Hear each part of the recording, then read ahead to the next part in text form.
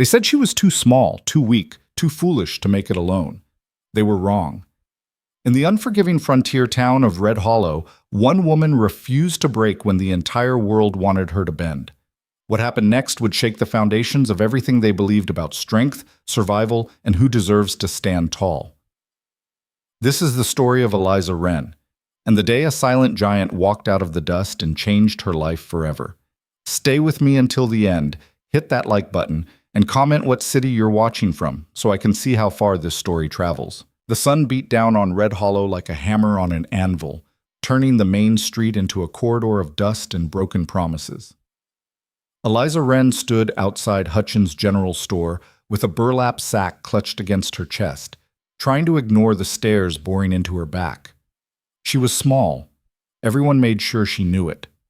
5 feet and change in her worn boots, thin as a rail from months of stretching every meal, with hair the color of wheat that she kept tied back in a severe braid.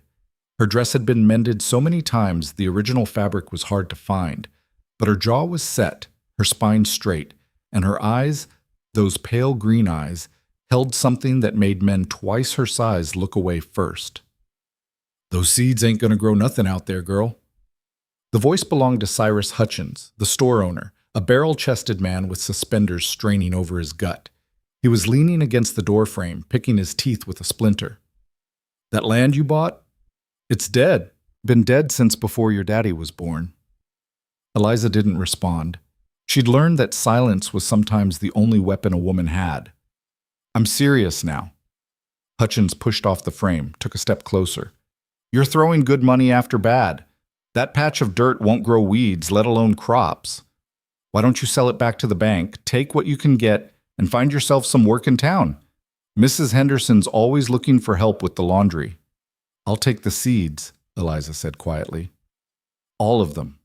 Hutchins blinked. "All of... Girl, that's $8 worth of it." "I have the money." She reached into her pocket and pulled out a small leather pouch, its seams splitting from age. The coins inside clinked softly as she counted them onto the counter.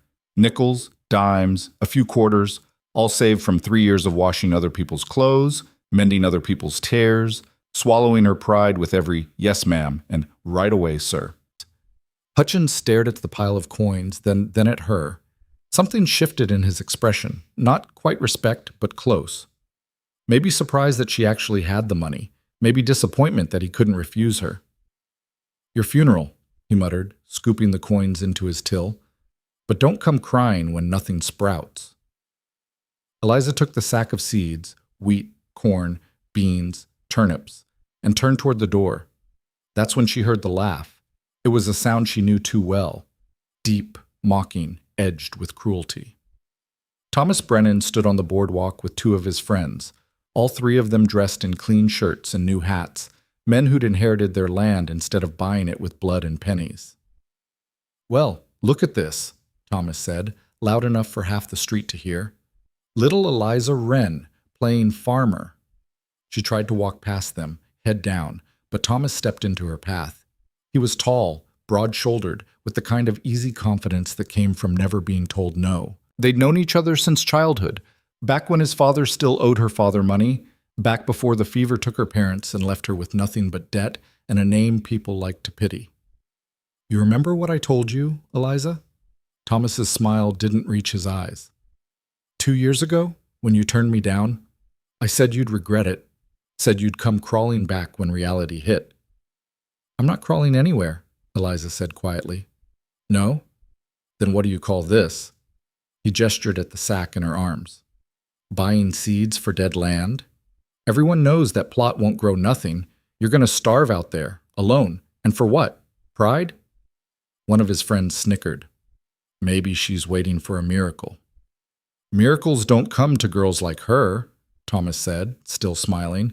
"They come to people who know their place." Eliza's fingers tightened on the burlap. She could feel her pulse in her temples, that familiar heat rising in her chest. The anger she'd learned to swallow, to compress into something small and hidden, because women who showed their rage got labeled hysterical, difficult, unmarriageable. "Excuse me," she said, voice level. Thomas didn't move.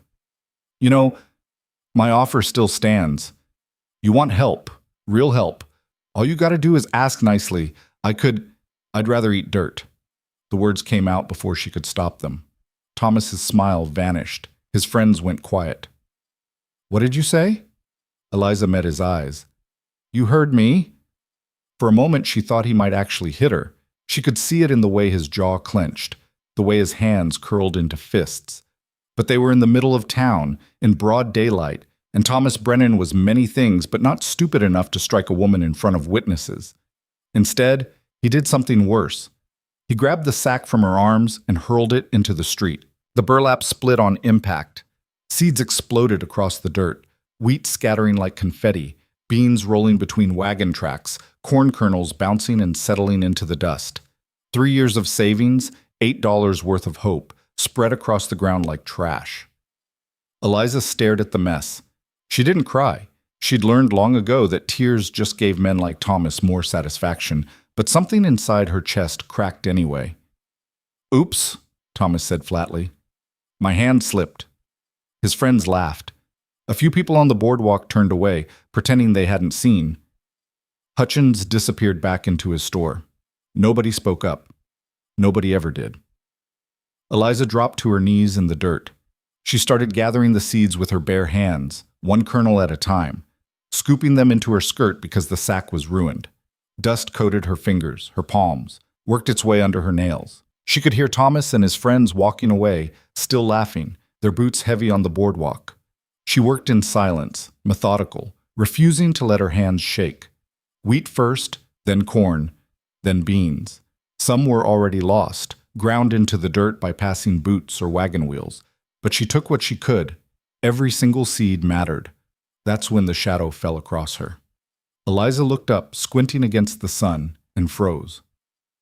A man stood over her, if you could call him that. He was enormous, 6.5 feet tall at least, shoulders broad enough to block the light. He wore a long canvas coat despite the heat, dark trousers, and boots that had seen serious miles. His face was weathered, sun-darkened, with sharp cheekbones and a jaw that looked carved from stone. Long black hair fell past his shoulders, tied back loosely. But it was his eyes that caught her, pale gray, like winter sky, and completely unreadable. He didn't say anything. He just knelt down beside her in the dirt and started picking up seeds. Eliza blinked. What are you? He didn't answer. His hands were huge, scarred across the knuckles, but surprisingly gentle as he gathered wheat kernels into his palm. He worked efficiently, no wasted movement, like a man who'd spent his life doing hard things quietly. Around them, the street had gone silent. People were staring now, not at Eliza, but at him. She could see it in their faces, the way they leaned back, whispered to each other behind their hands. Fear, suspicion, the particular kind of tension that came when something unfamiliar entered a small town's carefully ordered world. You don't have to, Eliza started. He glanced at her, just once. His expression didn't change, but something in his eyes made her stop talking. It wasn't threatening, it was just certain. Like he'd already decided this was happening and her protests were irrelevant. So she kept gathering seeds, and he kept gathering seeds, and together they worked until every kernel, every bean, every grain was collected into her skirt. When they finished, he stood up. Dust covered his knees. He looked down at her for a long moment, then reached into his coat pocket and pulled out something small, a wooden token carved from dark wood. It was simple but precise, the shape of a bird in flight, wings spread, no bigger than a silver dollar. He held it out to her. Eliza stared at it. I can't pay you.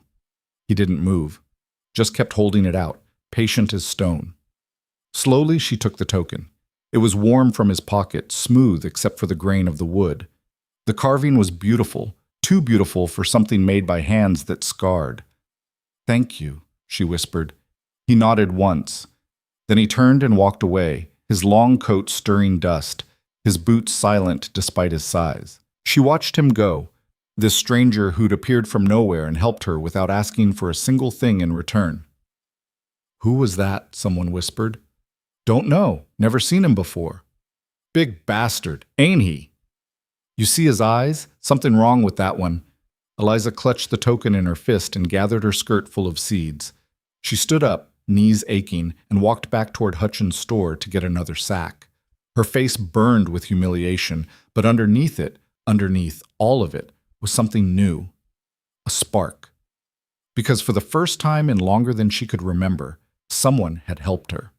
Not because they wanted something, not because they pitied her, but because it was the right thing to do.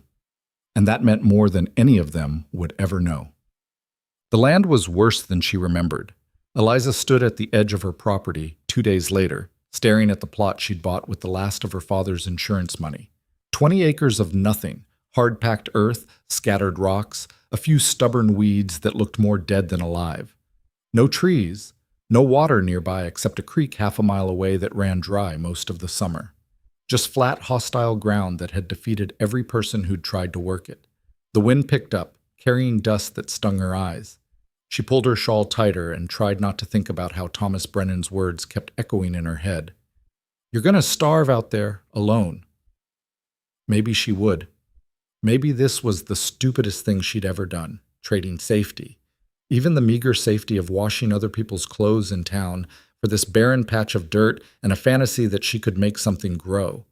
But staying in Red Hollow meant staying small. It meant watching Thomas Brennan marry some other woman and become mayor like his father, meant growing old in other people's houses, cleaning other people's messes, dying as invisible as she'd lived. At least here, she'd fail on her own terms. Eliza set down her bundle. Everything she owned fit into a single canvas pack, and started unloading. A tent, barely big enough to sleep in. A bedroll. A small pot, a tin cup, a spoon. The seeds, carefully wrapped. A shovel, a hoe, a hammer. That was it. That was her whole life, spread out on dead ground. She pitched the tent first. It took her 3 tries to get the stakes to hold in the hard earth, and even then it leaned slightly to one left, but it was up. Shelter. Sort of. Next, water. She grabbed 2 empty buckets and made the trek to the creek. Half a mile didn't sound like much until you were carrying 2 full buckets back, arms burning, water sloshing onto your skirt. She made the trip twice before sunset, storing the water in a barrel she'd bought in town. Another $2 she couldn't spare. Then she started on the ground. The earth fought her. She drove the shovel into it and hit resistance immediately, packed dirt that felt more like clay, stubborn and unyielding. She put her weight into it, pushed down hard, and managed to break through. Then again and again. Each thrust of the shovel sent jolts up her arms, into her shoulders. Within an hour, blisters were forming on her palms. She kept going. By the time the sun touched the horizon, she'd turned over maybe 20 square feet of earth. It wasn't much. It wasn't nearly enough. But it was something. Eliza sat down heavily, breathing hard, and looked at her hands. The blisters had burst. Blood mixed with dirt under her nails. Her back ached, her legs trembled, and she was so thirsty her tongue felt thick. She drank from the barrel, then ate a piece of hardtack and some dried meat, chewing slowly to make it last. Tomorrow, she'd need to start rationing more carefully.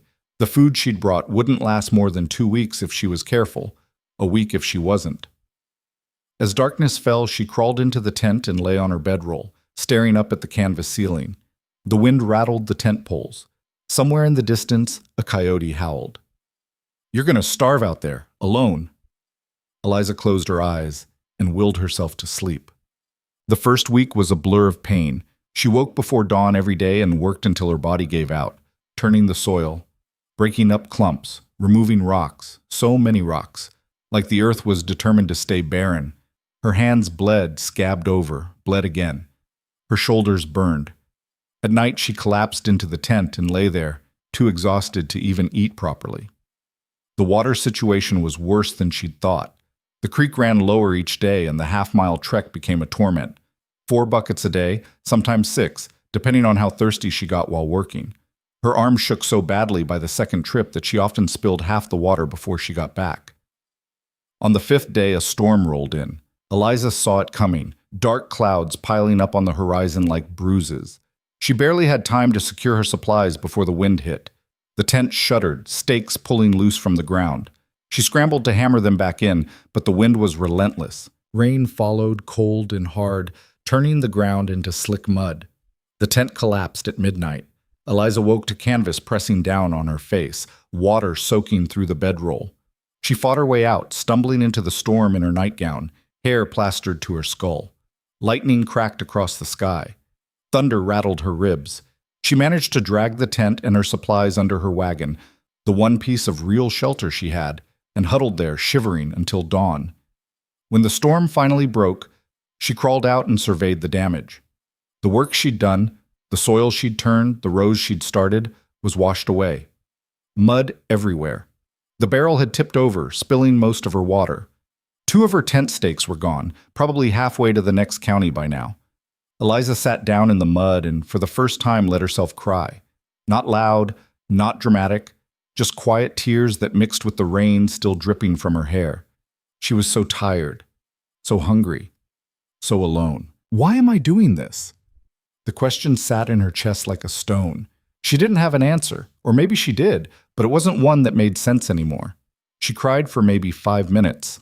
Then she stopped, wiped her face, and stood up. The work didn't care if she was tired. The land didn't care if she was alone. Either she got up and kept going, or she quit. Eliza picked up her shovel and got back to work. 2 days later, she found the bird. She was hauling water from the creek when she noticed it on the ground near her tent. A small wooden carving, maybe 3 inches tall. It was a bird, wings folded, perched on a tiny base. The craftsmanship was beautiful, each feather carved with delicate precision. Eliza looked around. The land was empty. No tracks, no sign anyone had been here. But someone had left this. She picked it up, turning it over in her hands. The same style as the token the stranger had given her in town. The same care. Her heart did something strange in her chest. She scanned the horizon again, shading her eyes against the sun. But there was nothing. Just empty land, wind, and silence. Whoever he was, he'd been here. He'd watched her, maybe. Helped her without showing himself. Eliza slipped the carved bird into her pocket, next to the token, and felt that spark again, the one that had flickered to life when he'd knelt beside her in the dirt. She wasn't completely alone. The second carving appeared 4 days later. This one was a small fox, sitting on its haunches, tail curled. Eliza found it on the edge of her work area, placed carefully on a flat rock. Again, no sign of who'd left it, no footprints, nothing. But this time, she also noticed that the rocks she'd been struggling to move, the big ones that were too heavy for her to lift alone, had been shifted. Not all of them, but enough to make a difference. A few had been stacked neatly at the edge of her property, out of the way. Eliza stared at the pile of rocks, then at the carving in her hand. He was helping her, quietly, invisibly, without asking for thanks or acknowledgement. Something warm unfurled in her chest, dangerous and unfamiliar. Hope. By the 3rd week, exhaustion had carved permanent shadows under Eliza's eyes. Her clothes hung looser, her food supplies were running low. Another week, maybe less. The earth had yielded some ground, but not enough. She'd managed to plant half her seeds in rough, uneven rows, but the soil was so poor she had no idea if anything would actually grow. At night, she lay in her patched tent and did the math in her head. It always came out the same. She wasn't going to make it, unless she got help. Real help. Which meant going back to town. Which meant admitting failure. Eliza pressed her palms against her eyes and tried not to scream. She was so tired of being strong. So tired of fighting alone, so tired of pretending she wasn't scared out of her mind that she'd made a terrible mistake and was going to die out here with nothing to show for it but stubbornness. The wind rattled the tent. A coyote howled in the distance. And then she heard something else. Footsteps. Eliza sat up fast, heart hammering. The footsteps were slow, deliberate, coming closer. She grabbed the small knife she kept by her bedroll, not much of a weapon, but better than nothing, and crawled to the tent flap. "Who's there?" The footsteps stopped. Silence. Eliza's hand tightened on the knife. "I said, who's there?" A voice, deep and rough from disuse, spoke from the darkness. "It's me." She knew that voice. Or rather, she didn't know it, but she recognized something in it. The same certainty, the same quiet presence that had knelt beside her in the dirt. Eliza pushed open the tent flap and stepped out. He stood about 10 feet away, barely visible in the starlight. Tall, broad-shouldered, that long coat hanging from his frame like a shadow. His face was hidden in darkness, but she could see his eyes, those pale gray eyes that caught the moonlight. "You," she breathed. He didn't move, just stood there, watching her. Eliza lowered the knife but didn't let go. "What do you want?" "Saw your fire wasn't lit tonight." His voice was low, careful, like he wasn't used to using it. "Wanted to make sure you were all right. I'm fine. You're not." The words weren't cruel, just factual. Eliza bristled anyway. "I'm managing." "You're starving." "That's none of your business. You're alone out here. Storm took your tent. Water's almost gone. Food too, I'd guess." He tilted his head slightly. "You've got maybe a week before you have to go back to town." Eliza's jaw clenched. "How do you know all that?" "I've been watching." That's... She didn't know what to call it. Creepy? Intrusive? Except he'd also been helping, leaving carvings, moving rocks, and now here he was, checking on her because her fire wasn't lit. Why? He was quiet for a long moment. Because nobody else is. Something in Eliza's chest cracked. She wanted to be angry, to tell him to leave, to insist she didn't need his pity or his help. But the truth was staring her in the face, undeniable and harsh. She was failing, and she was too stubborn to admit it. "I don't need..." she started. "You do." He took a step closer, not threatening, just closing the distance. "I can help, if you'll let me." "I don't even know your name." "Cade." He paused. "Cade Ironwolf." Eliza studied him. There was something in his posture, the way he held himself, like a man who'd been hurt and learned to move carefully through the world. She understood that. She'd learned the same thing. "Why would you help me?" she asked quietly. Cade's expression didn't change, but something flickered in his eyes. "Because I know what it's like, to have everyone expect you to fail." The wind picked up, stirring dust between them. Eliza made a decision she'd probably regret. "All right, help me." Cade showed up before dawn the next morning with a wagon full of supplies. Eliza had barely dragged herself out of the tent when she heard the wheels creaking across the hard ground.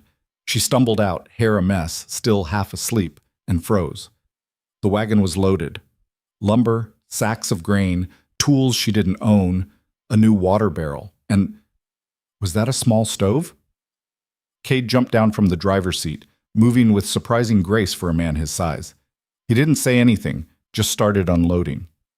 "Wait, where did you get all this?" Eliza asked, hurrying over. "Bought it." "With what money?" He glanced at her. "Mine." I can't pay you back." "Didn't ask you to." Eliza opened her mouth to argue, then closed it. She had two choices: swallow her pride and accept help, or refuse and fail. It wasn't really a choice at all. "Okay," she said quietly. "Thank you." Cade nodded and went back to unloading. They worked together that morning in near silence. Cade didn't talk much, seemed like he wasn't used to it, or didn't see the point, but he communicated just fine through action. He showed her how to set up the stove, how to dig a proper fire pit, how to brace the tent stakes so they wouldn't pull out in the next storm. He moved like someone who'd built things before. Every movement deliberate, no wasted effort. His hands were scarred but skilled, and he worked with a kind of quiet intensity that Eliza found herself mirroring. Around noon, she made coffee on the new stove, real coffee, from the supplies he'd brought, and poured 2 cups. She handed one to Cade. He took it, nodded thanks, and they sat on the wagon's tailgate, looking out over her land. "It's not much," Eliza said after a while. "It's yours." She glanced at him. "You think I can make it work?" Cade sipped his coffee. "I think you will. Not can. Will." Like it was already decided. Eliza felt that dangerous warmth in her chest again. She looked away, focusing on her cup. "Where are you from?" "North." "That's not much of an answer." His mouth twitched. Not quite a smile, but close. "It's all you need. Everyone in town is scared of you." "I know." "Are they right to be?" Cade looked at her directly, those pale eyes serious and calm. "Depends on what they're scared of." Eliza held his gaze. She should be scared too, probably. Alone out here with a stranger who was twice her size and carried himself like violence was something he understood intimately. But she wasn't scared. She wasn't sure why, except that somewhere deep in her gut she trusted him. Maybe that made her stupid. Maybe it made her desperate. Or maybe it just made her someone who'd learned to recognize kindness when it showed up, even in unexpected forms. "I need to plant the rest of my seeds," she said finally. "The ground's not ready, but I'm running out of time." Cade set down his cup. "Show me where." They worked until sunset.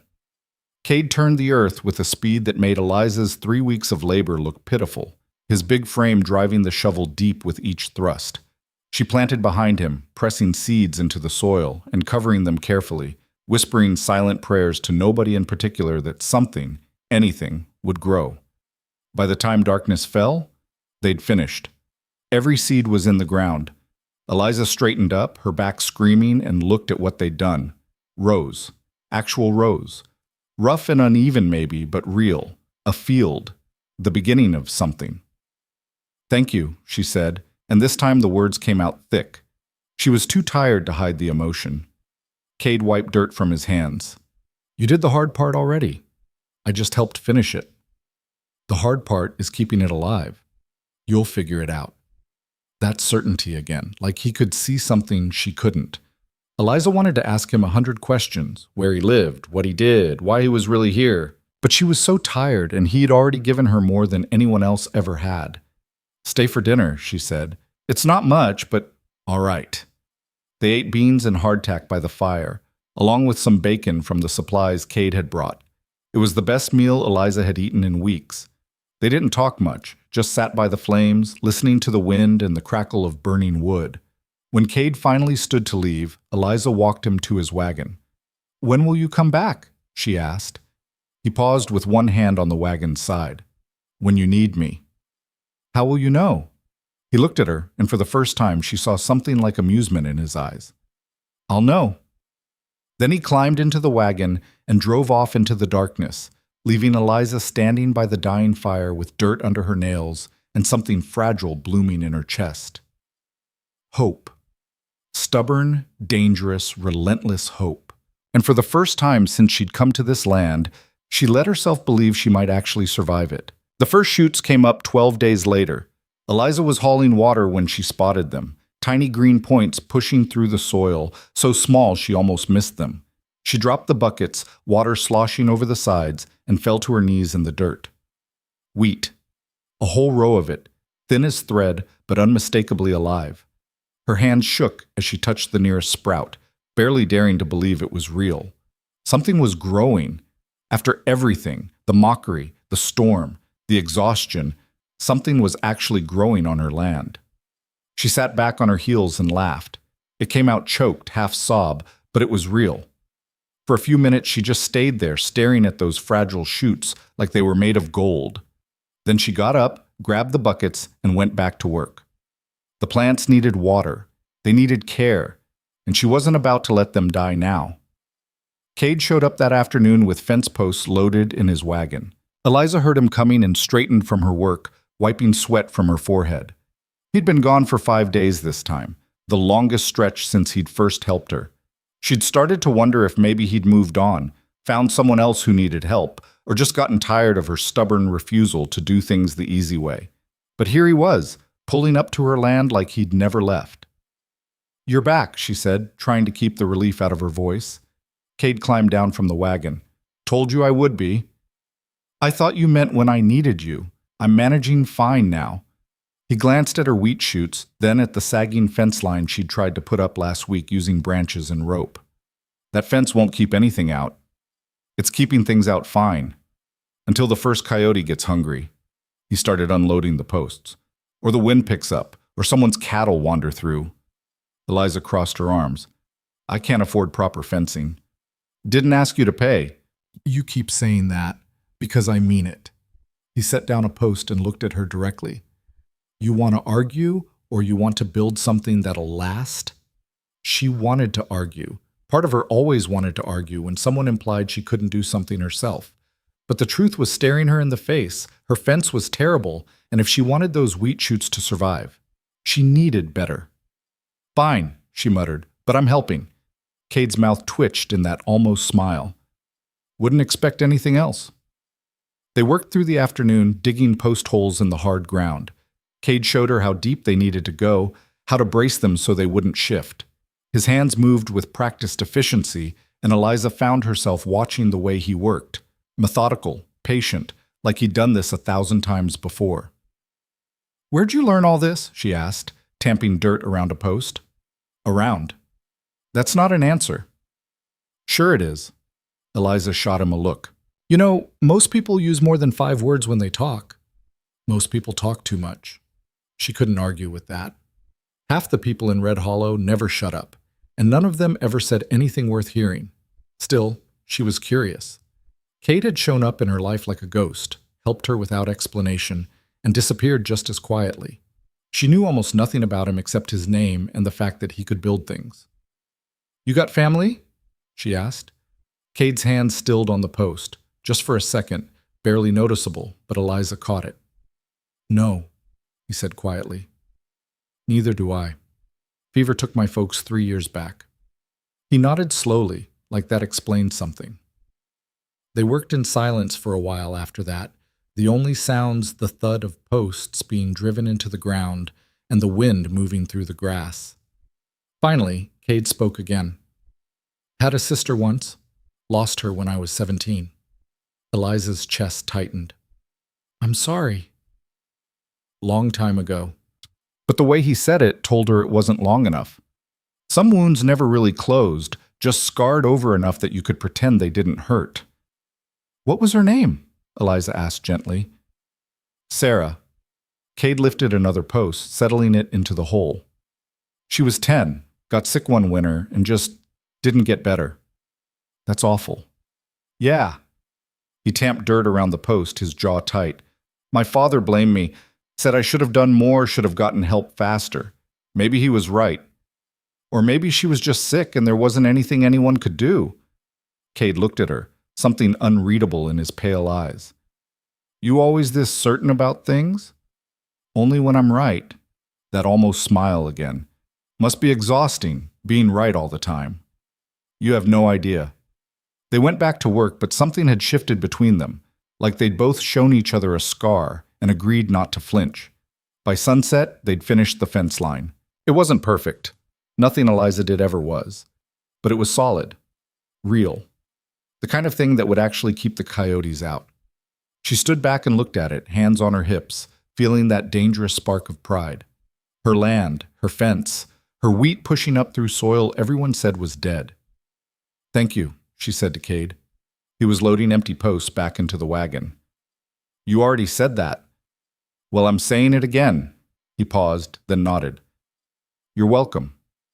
Eliza hesitated. She'd been thinking about this for days, turning it over in her mind, trying to decide if it was smart or stupid. Probably stupid. But she was going to do it anyway. "Stay for dinner," she said. "And I mean really stay. Not just eat and leave. Stay and talk for once." Cade studied her. "Why?" "Because I'm tired of being alone out here. And because you keep helping me and disappearing before I can even figure out who you are." "Maybe you don't need to know." "Maybe I want to anyway." For a long moment, she thought he'd say no. He had that look on his face, the one that said he was used to keeping people at arm's length, used to being the stranger who helped and moved on. But then he said, "All right." They ate beans and cornbread by the fire, the flames casting shadows across their faces. Eliza had gotten better at cooking over the open flame. The bread was only a little burnt this time, and Cade ate without complaint.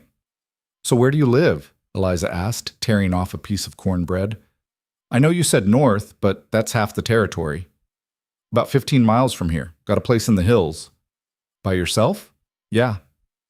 "That's lonely." Cade shrugged. "I like quiet." "There's quiet, and then there's isolated." "What's the difference?" Eliza thought about it. "Quiet is when you choose to be alone. Isolated is when you're alone because everyone else chose it for you." He looked at her across the fire. "Which one are you?" "Both, I guess." She poked at the flames with a stick. I chose to come out here, but I also didn't have much choice. Town made it pretty clear I wasn't wanted. Because you wouldn't marry that Brennan fellow. Eliza's head snapped up. How do you know about that? Small town. People talk. People should mind their own business. Agreed. Cade took a drink from his cup. But for what it's worth, you made the right call. You don't even know him. I know his type. Man who thinks he's owed something just because he asked for it. Cade's jaw tightened. Men like that don't change. There was something hard in his voice, something that spoke of experience. Eliza wanted to ask, but she'd already pushed him further tonight than she probably should have. He wasn't always like that, she said instead. When we were kids, he was different, before his father got rich. Before he figured out people would do what he wanted just because of his name. Power ruins some people faster than others. Is that what happened to you? Power ruin you? Cade's eyes flicked to hers. I never had any to begin with. Then why do people in town look at you like you're dangerous? Because I am. The words hung in the air between them. Eliza should have been scared. She was alone, miles from anyone, sitting across a fire from a man who just admitted he was dangerous. But she wasn't scared. Why? She asked quietly. Cade was silent for a long time. The fire crackled. Somewhere in the distance, an owl called. I killed a man once, he said finally. 4 years ago. Up north. Like I said. Eliza's breath caught. Why? Because he was hurting someone. A woman. And he wouldn't stop. Cade's voice was flat, emotionless. So I stopped him. That's not murder. That's... Law didn't see it that way. I didn't wait for a trial, just left. Been moving ever since. Eliza processed this. Are they looking for you? Maybe. Probably not anymore. But the story follows anyway. He looked at her. That's why people are scared. Someone from up north came through a few months back, recognized me, spread the word. Now everyone thinks I'm some kind of killer. Are you? I killed one man who deserved it. Does that make me a killer? Eliza thought about it. I don't know. But I know you've been nothing but kind to me. And I know you could have hurt me a dozen times by now if that's what you wanted. That's not exactly a high bar. Maybe not. But it's the one I'm using. She met his eyes. I'm not scared of you, Cade. You should be. Why? Because you did one violent thing 4 years ago to protect someone? She shook her head. That doesn't make you dangerous. That makes you decent. Something flickered across his face. Surprise, maybe, or disbelief. Like he couldn't quite process someone seeing him as anything other than the man who killed. You're naive, he said finally, and you're wrong about yourself. They stared at each other across the fire, neither backing down. Then Cade looked away first, jaw working like he was chewing on words he didn't want to say. I should go, he said, standing up. Eliza stood too. Don't. Eliza, I mean it. Don't go. Not yet. She took a breath. I know you're used to people being scared of you. I know you're used to leaving before anyone gets close. But I'm not scared, and I'm asking you to stay. Just for tonight, just to prove that someone can see you as more than what you did. Cade looked at her for a long time. She could see the conflict in his face, the part of him that wanted to run, and the part that was tired of running. I don't have anywhere to sleep, he said finally. You can use the tent. I'll sleep in the wagon. That's backwards. I don't care. Just stay. He exhaled slowly, then nodded. All right. One night. Eliza smiled. Good. She gave him the tent and a blanket, then climbed into the wagon bed with her own bedroll. It wasn't comfortable, the wooden slats dug into her back. But she didn't mind. For the first time in weeks, she wasn't completely alone. She lay there staring up at the stars, listening to the wind, and thought about what Cade had told her. He'd killed a man. 4 years ago. To protect someone. Thomas Brennan had humiliated her in front of the whole town, thrown her seeds in the dirt, and walked away laughing. If Cade had been there that day, would he have done something? Would he have stopped Thomas the way he'd stopped that other man? Part of her hoped he would have. Part of her was glad he hadn't. Violence solved some problems, but it created others. And Eliza had enough problems already. Still, lying there in the wagon, she felt safer than she had in months. Because Cade was dangerous, yes, but not to her. And that made all the difference. The next morning, Cade was gone before she woke up. Eliza crawled out of the wagon to find the tent neatly packed, the fire already started, and coffee brewing on the stove. A note was pinned to the tent with a rock. Had to take care of something. Back in a few days. K. She held the note for a moment, then tucked it into her pocket with the wooden carvings. He kept doing that.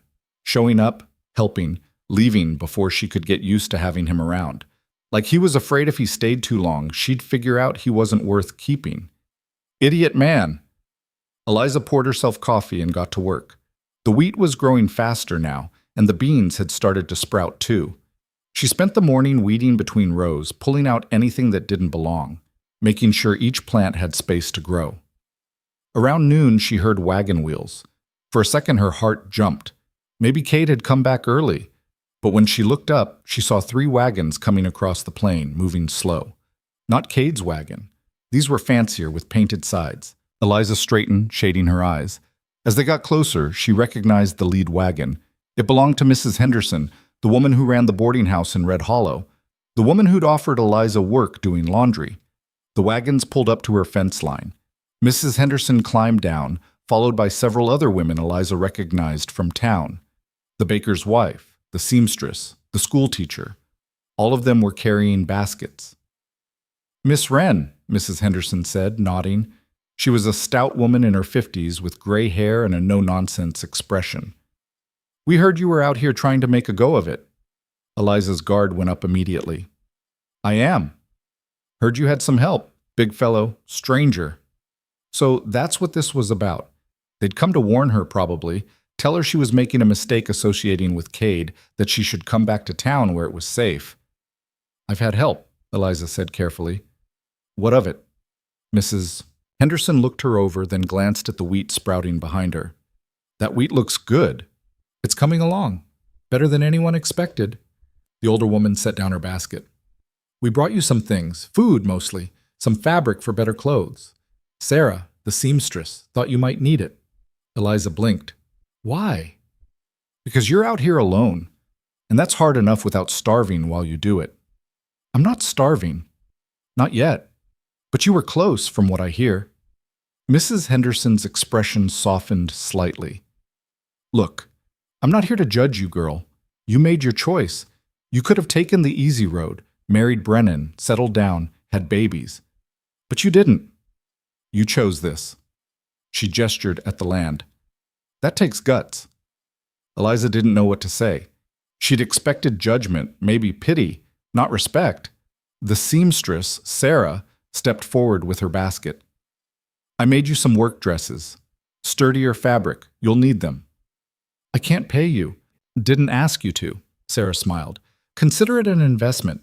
If you make this work, maybe more women will realize they don't have to choose between marriage and a future." The baker's wife added, "And I brought bread, real bread, not that hardtack nonsense."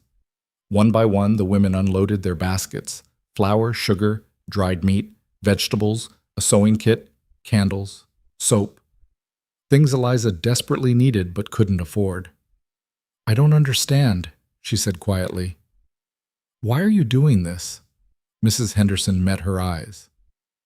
"Because some of us remember what it's like to be told we can't, and some of us wish we'd had the courage to do what you're doing."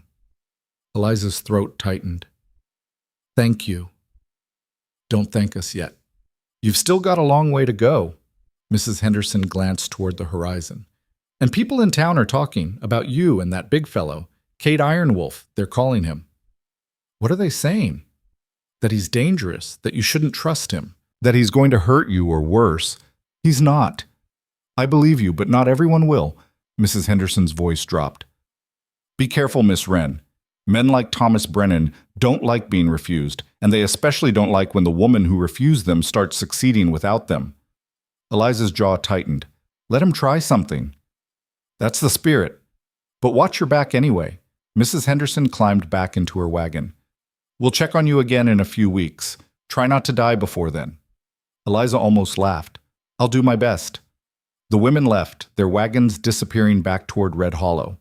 Eliza stood there surrounded by baskets of supplies, feeling something unfamiliar and warm spreading through her chest. Community. Not all of it, probably not even most of it, but enough. She started carrying the baskets inside, organizing the supplies, and for the first time since coming to this land, she allowed herself to think she might actually make it. Cade came back 3 days later with lumber. What's all this? Eliza asked, watching him unload boards from his wagon. You need a cabin. I have a tent. Winter's coming. Tent won't cut it. Eliza crossed her arms. And you're just going to build me a cabin? Out of the goodness of your heart? That a problem? It's... She didn't know what it was. Too much, maybe. Too generous. Too permanent. I can't ask you to do that. You didn't ask. I'm offering. Cade set down a stack of boards. You want to freeze to death come December? That's your choice. But I'm building you a cabin anyway. You're impossible. So are you. We've got that in common. Eliza wanted to argue more, but the truth was she needed shelter. Real shelter. The tent wouldn't survive a hard winter, and she knew it. Fine, she said, but I'm helping. Expected nothing less. They spent the next 2 weeks building. Cade had already framed out where the cabin would go. A small structure, maybe 15 by 20 feet, nothing fancy but solid. They worked from dawn until dusk, Eliza learning as they went. Cade showed her how to measure boards, how to cut them at the right angle, how to drive nails without bending them.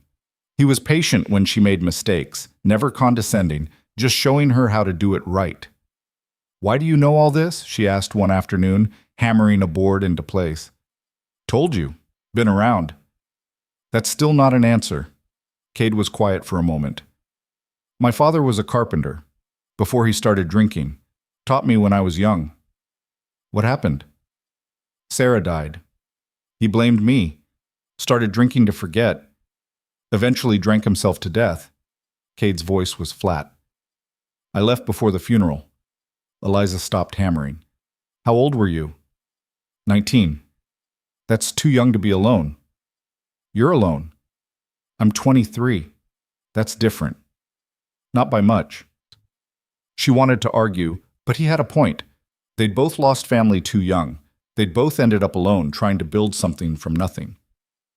We're quite a pair, she said quietly. Cade glanced at her.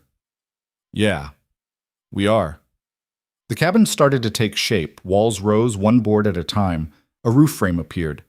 Eliza's hands were covered in splinters and her arms ached from swinging the hammer, but she loved it. Loved seeing something real growing from their work. They talked more while they built. Not about anything deep, just small things. Cade told her about the hills where he lived, about the deer that wandered through his property. Eliza told him about her parents, about growing up in Red Hollow, before everything fell apart. She learned that Cade liked his coffee black, that he couldn't stand beans but ate them anyway, that he had a scar on his left shoulder from falling out of a tree when he was 12. Small things. Human things. She learned that he laughed sometimes, not often, but when he did it was real. A low, rough sound that made something warm bloom in her chest. And she learned that being near him felt safe in a way nothing else did. One evening, they were sitting by the fire after a long day of work. The cabin walls were up, and tomorrow they'd start on the roof. Eliza was exhausted, her whole body aching, but satisfied. Can I ask you something? She said. Cade looked up from the piece of wood he was carving. Another bird, this one with wings spread. Go ahead. Why are you really doing all this? I told you. No, I mean really. You show up, you help me, you ask for nothing in return. Nobody does that without a reason. Cade's hands stilled on the carving. He stared into the fire for a long moment. I told you about the man I killed, he said finally. Yeah. I didn't tell you about the woman I was protecting. Her name was Anna. She was someone I cared about. But I was too late. He'd already hurt her pretty bad by the time I got there. She lived, but... He swallowed. She never looked at me the same after. Like I was a monster for what I did, even though I did it for her. Eliza's chest ached. That's not fair.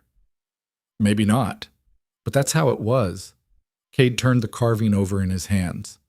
When I saw you in town, saw that bastard throw your seeds in the dirt, saw you on your knees picking them up alone, I couldn't walk away. Because I knew what happened if I did.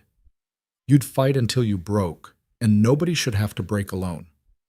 So you're trying to save me? No. He met her eyes. I'm trying to help you save yourself. There's a difference. Eliza's throat tightened. Nobody had ever said anything like that to her before. Everyone else either wanted to save her or expected her to fail. Cade was the only one who believed she could do it herself, and still offered to help anyway. Thank you, she whispered. Cade handed her the carved bird. You're welcome. She took it, adding it to her collection. 4 birds now, plus a fox. Little pieces of him, left behind. Cade? Yeah? When the cabin's done, you don't have to disappear again. He looked at her, something unreadable in his expression. Eliza, I know you're used to moving on, but you don't have to. Not this time. She took a breath. Stay. Not forever if you don't want, but stay. People will talk. Let them. They'll say things about you, about us. I don't care. You should. Well, I don't. Eliza's voice was firm. I'm tired of caring what people think. I'm tired of being small and quiet and acceptable. If they want to talk, let them talk. At least they'll be talking about someone who isn't afraid anymore. Cade studied her face in the firelight. Then, slowly, he nodded. All right, he said. I'll stay. And for the first time in longer than she could remember, Eliza felt like she was exactly where she was supposed to be. The cabin's roof went up during the first cold snap of autumn. Eliza stood inside the frame, looking up through the open rafters at a sky that had turned the color of steel and felt the temperature drop like a stone. Storm's coming, Cade said, hammering another shingle into place. He was balanced on the roof beam with the kind of casual confidence that made Eliza's stomach flip. Big one, from the feel of it. How much time do we have? Day, maybe 2. We need to finish this. They worked through the night, taking turns sleeping in 2-hour shifts while the other kept going. By dawn, Eliza's vision was blurred with exhaustion and her hands were raw, but the roof was on. Not perfect, a few gaps they'd need to patch, but solid enough to keep the weather out. Cade climbed down from the last beam and stood beside her, both of them staring up at what they'd built. It's a house, Eliza said quietly. It's your house. Our house. The words came out before she could stop them. Cade looked at her and she felt heat rise in her cheeks. I mean, you built most of it. You should... I know what you meant. His voice was soft. And yeah, our house. The storm hit that afternoon with a violence that shook the newly built walls. Wind screamed across the plains, driving rain sideways, turning the world outside into a gray blur.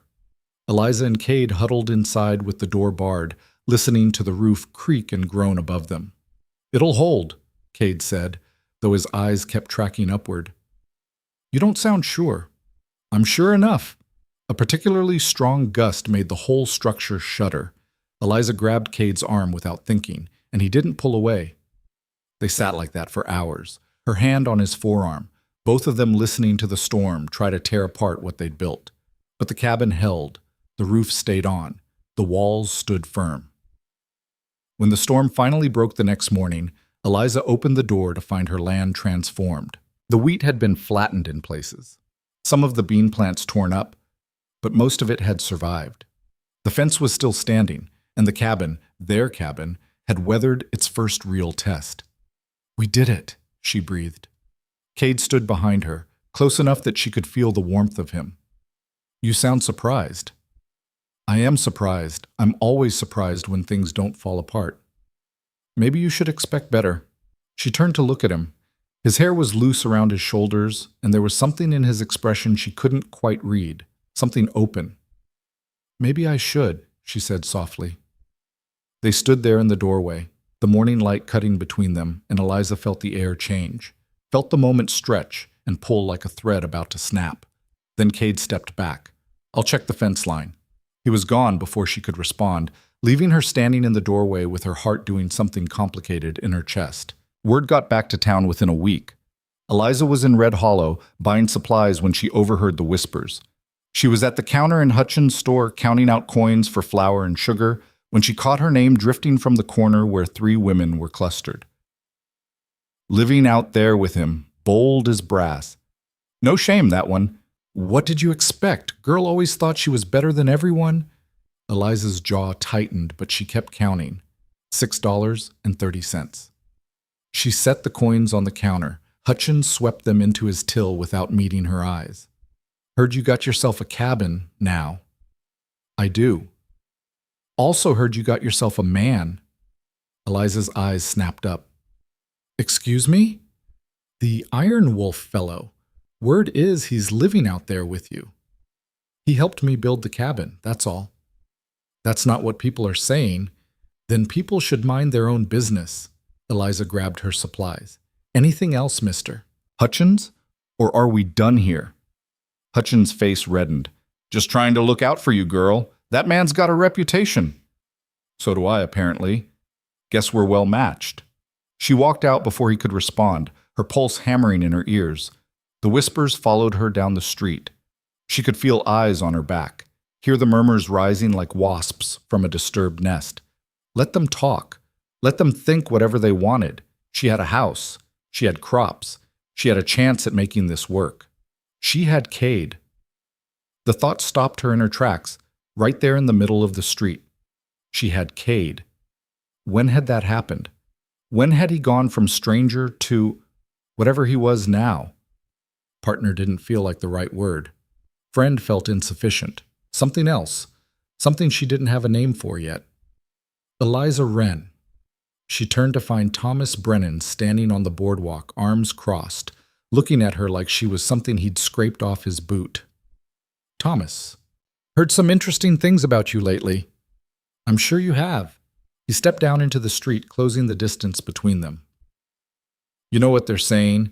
They're saying you're living in sin with some murderer, that you've lost your mind out there on that dead land. My land isn't dead, and I'm not living in sin with anyone. No? Then what do you call it when a single woman and a single man share a house? I call it none of your business. Thomas's smile was ugly. Everything that happens in this town is my business. My father's the mayor. I'm going to be the sheriff come next election, and I don't like what I'm hearing. Then stop listening. You think you're clever, don't you? You think you can come out here, reject me, make a fool of me in front of the whole town, and there won't be consequences? Eliza's hands tightened on her supplies. I didn't make a fool of you, Thomas. You did that yourself. Watch your mouth. Or what? For a second, she thought he might actually hit her. His fist clenched, his jaw worked, and something dark flashed in his eyes. But they were in the middle of town, and people were watching. Instead, he leaned in close and dropped his voice. That man you're living with? Cade Ironwolf? He's wanted for murder up north. And I've got friends in the territorial marshal's office. One word from me, and they'll come looking. Eliza's blood went cold. You wouldn't. Try me. Thomas straightened. All you have to do is come back to town. Stop this foolishness. Maybe even reconsider my offer. Do that, and I'll forget all about your criminal friend. He's not a criminal. He killed a man. That makes him a criminal. Thomas smiled. So what's it going to be, Eliza? Your pride or his life? He walked away before she could answer, his boots heavy on the boardwalk, leaving her standing in the street with her heart in her throat. She rode back to the cabin in a daze, Thomas's words echoing in her head. He could do it. Thomas had connections, money, influence. If he wanted to bring the law down on Cade, he could. And it would be her fault.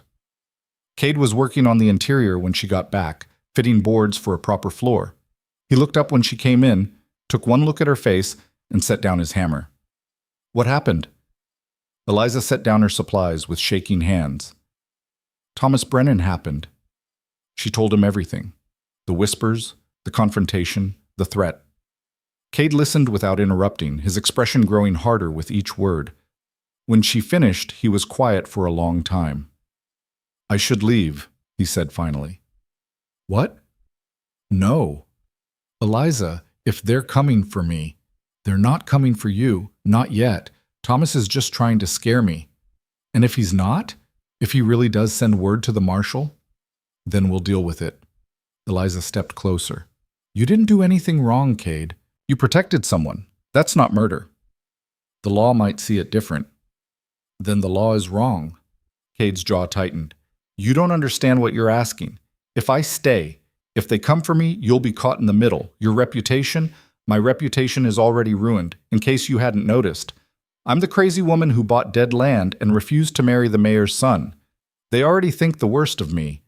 What's a little more scandal? This isn't a joke. I'm not joking. Eliza grabbed his arm, making him look at her. I'm saying I don't care what they think. I care about you, and I'm not letting Thomas Brennan chase you off with threats and lies. Something shifted in Cade's expression. You care about me. It wasn't a question, but Eliza answered anyway. Yes, I do. That's a mistake. Probably, but I'm making it anyway. Cade stared at her, and for a moment she thought he might argue more. Instead, he did something she didn't expect. He kissed her. It was brief, barely more than a brush of his lips against hers, but it sent heat through her entire body. When he pulled back, his eyes were uncertain. Sorry, he said roughly. I shouldn't have. Eliza kissed him back, harder this time, rising on her toes to reach him. His arms came around her, solid and sure, and for a moment the whole world narrowed to just this, his mouth on hers, his hands on her back, the warmth of him against her. When they finally broke apart, both breathing hard, Cade rested his forehead against hers. If I stay, he said quietly, things are going to get worse before they get better. I know. People will say terrible things about you. Let them. Thomas might follow through on his threat. Then we'll fight. Cade pulled back to look at her. You're sure about this? Eliza met his eyes. I've never been more sure of anything. He kissed her again, slower this time, like he was memorizing the feel of her. And when they finally pulled apart, Eliza knew there was no going back. Whatever came next, they'd face it together. The threat started small. A week after Eliza's confrontation with Thomas, someone cut through a section of her fence during the night. Cade found it at dawn, the posts sawed cleanly through, rails scattered across the ground. Could have been an accident, Eliza said, though she didn't believe it. Could have been. Cade examined the cuts. But it wasn't. These are clean, deliberate. They repaired the fence and said nothing. But 3 days later, someone trampled a section of her wheat field, leaving boot prints and destruction in their wake. Then her water barrel was knocked over, spilling 2 days' worth of collected water into the dirt. It's Thomas, Eliza said, standing over the spilled water with her fists clenched. He's trying to drive us out. Or trying to provoke me into doing something stupid. Cade righted the barrel. Either way, we don't give him the satisfaction. But the harassment continued. Supplies went missing. Their firewood was scattered. Someone left a dead coyote on their doorstep with a note that read, "This could be you." Cade wanted to ride into town and confront Thomas directly, but Eliza stopped him. That's exactly what he wants, she said. He wants you to lose your temper, do something violent. Then he can call the marshal and say you're dangerous. I am dangerous? Not like that. Not unless you have to be. Eliza touched his face. We're not giving him ammunition. So they endured. They rebuilt what was destroyed, replaced what was stolen, and refused to break. But the strain was taking its toll. Cade grew quieter, more watchful. Eliza caught him staring out at the horizon sometimes, jaw tight, like he was waiting for something worse to come. She was waiting too. It came on a cold morning in late October. Eliza was checking the wheat when she heard horses. A lot of them. She straightened, shading her eyes, and her stomach dropped. 7 riders coming across the plain, moving fast. She recognized the lead horse, Thomas Brennan's bay gelding. Behind him rode 6 more men, including someone wearing a badge, Sheriff Morrison. And he wasn't alone. Cade came out of the cabin, took one look at the approaching riders, and his whole body went still. Get inside, he said quietly. No. Eliza... I'm not hiding. She moved to stand beside him. Whatever this is, we face it together. The riders pulled up at the fence line. Sheriff Morrison was a heavy-set man in his 50s with gray mutton chops and a permanent scowl. He sat his horse like a man who'd rather be anywhere else. Thomas, on the other hand, looked delighted. "Morning, Miss Wren," the sheriff said. This your property?" "It is." "And is this man," Morrison gestured at Cade, "living here with you?" "He helped me build the cabin." "What business is it of yours?" "Got a report that he's a fugitive, wanted for murder up in the Dakota Territory." Eliza's heart hammered. "That's a lie." "Is it?" Thomas spoke up, his smile sharp. "Because I got a telegram from the marshal's office up there. They're very interested in talking to Cade Ironwolf about the death of a man named William Cross, killed 4 years ago, beat to death, from what I understand." Cade's hands curled into fists, but he didn't speak. "That true?" Morrison asked him. "You kill this Cross fellow?" "Yes," Cade said flatly. Eliza's stomach lurched. "It was self-defense. He was protecting someone." "That's for a court to decide." Morrison dismounted heavily. "Cade Ironwolf, I'm taking you in. You'll be held until the territorial marshal can come get you." "No!" Eliza stepped between them. "You're not taking him anywhere." "Miss Wren, I don't want to arrest you too, but I will if you interfere with the law." "The law?" Eliza's voice rose. "This isn't about the law. This is about Thomas Brennan using his father's influence to hurt someone who had nothing to do with him." "Careful, Eliza," Thomas said smoothly. "That sounds a lot like slander." "It sounds like the truth." Morrison sighed. "Look, girl, I don't like this any more than you do, but I got orders. Now step aside." "No."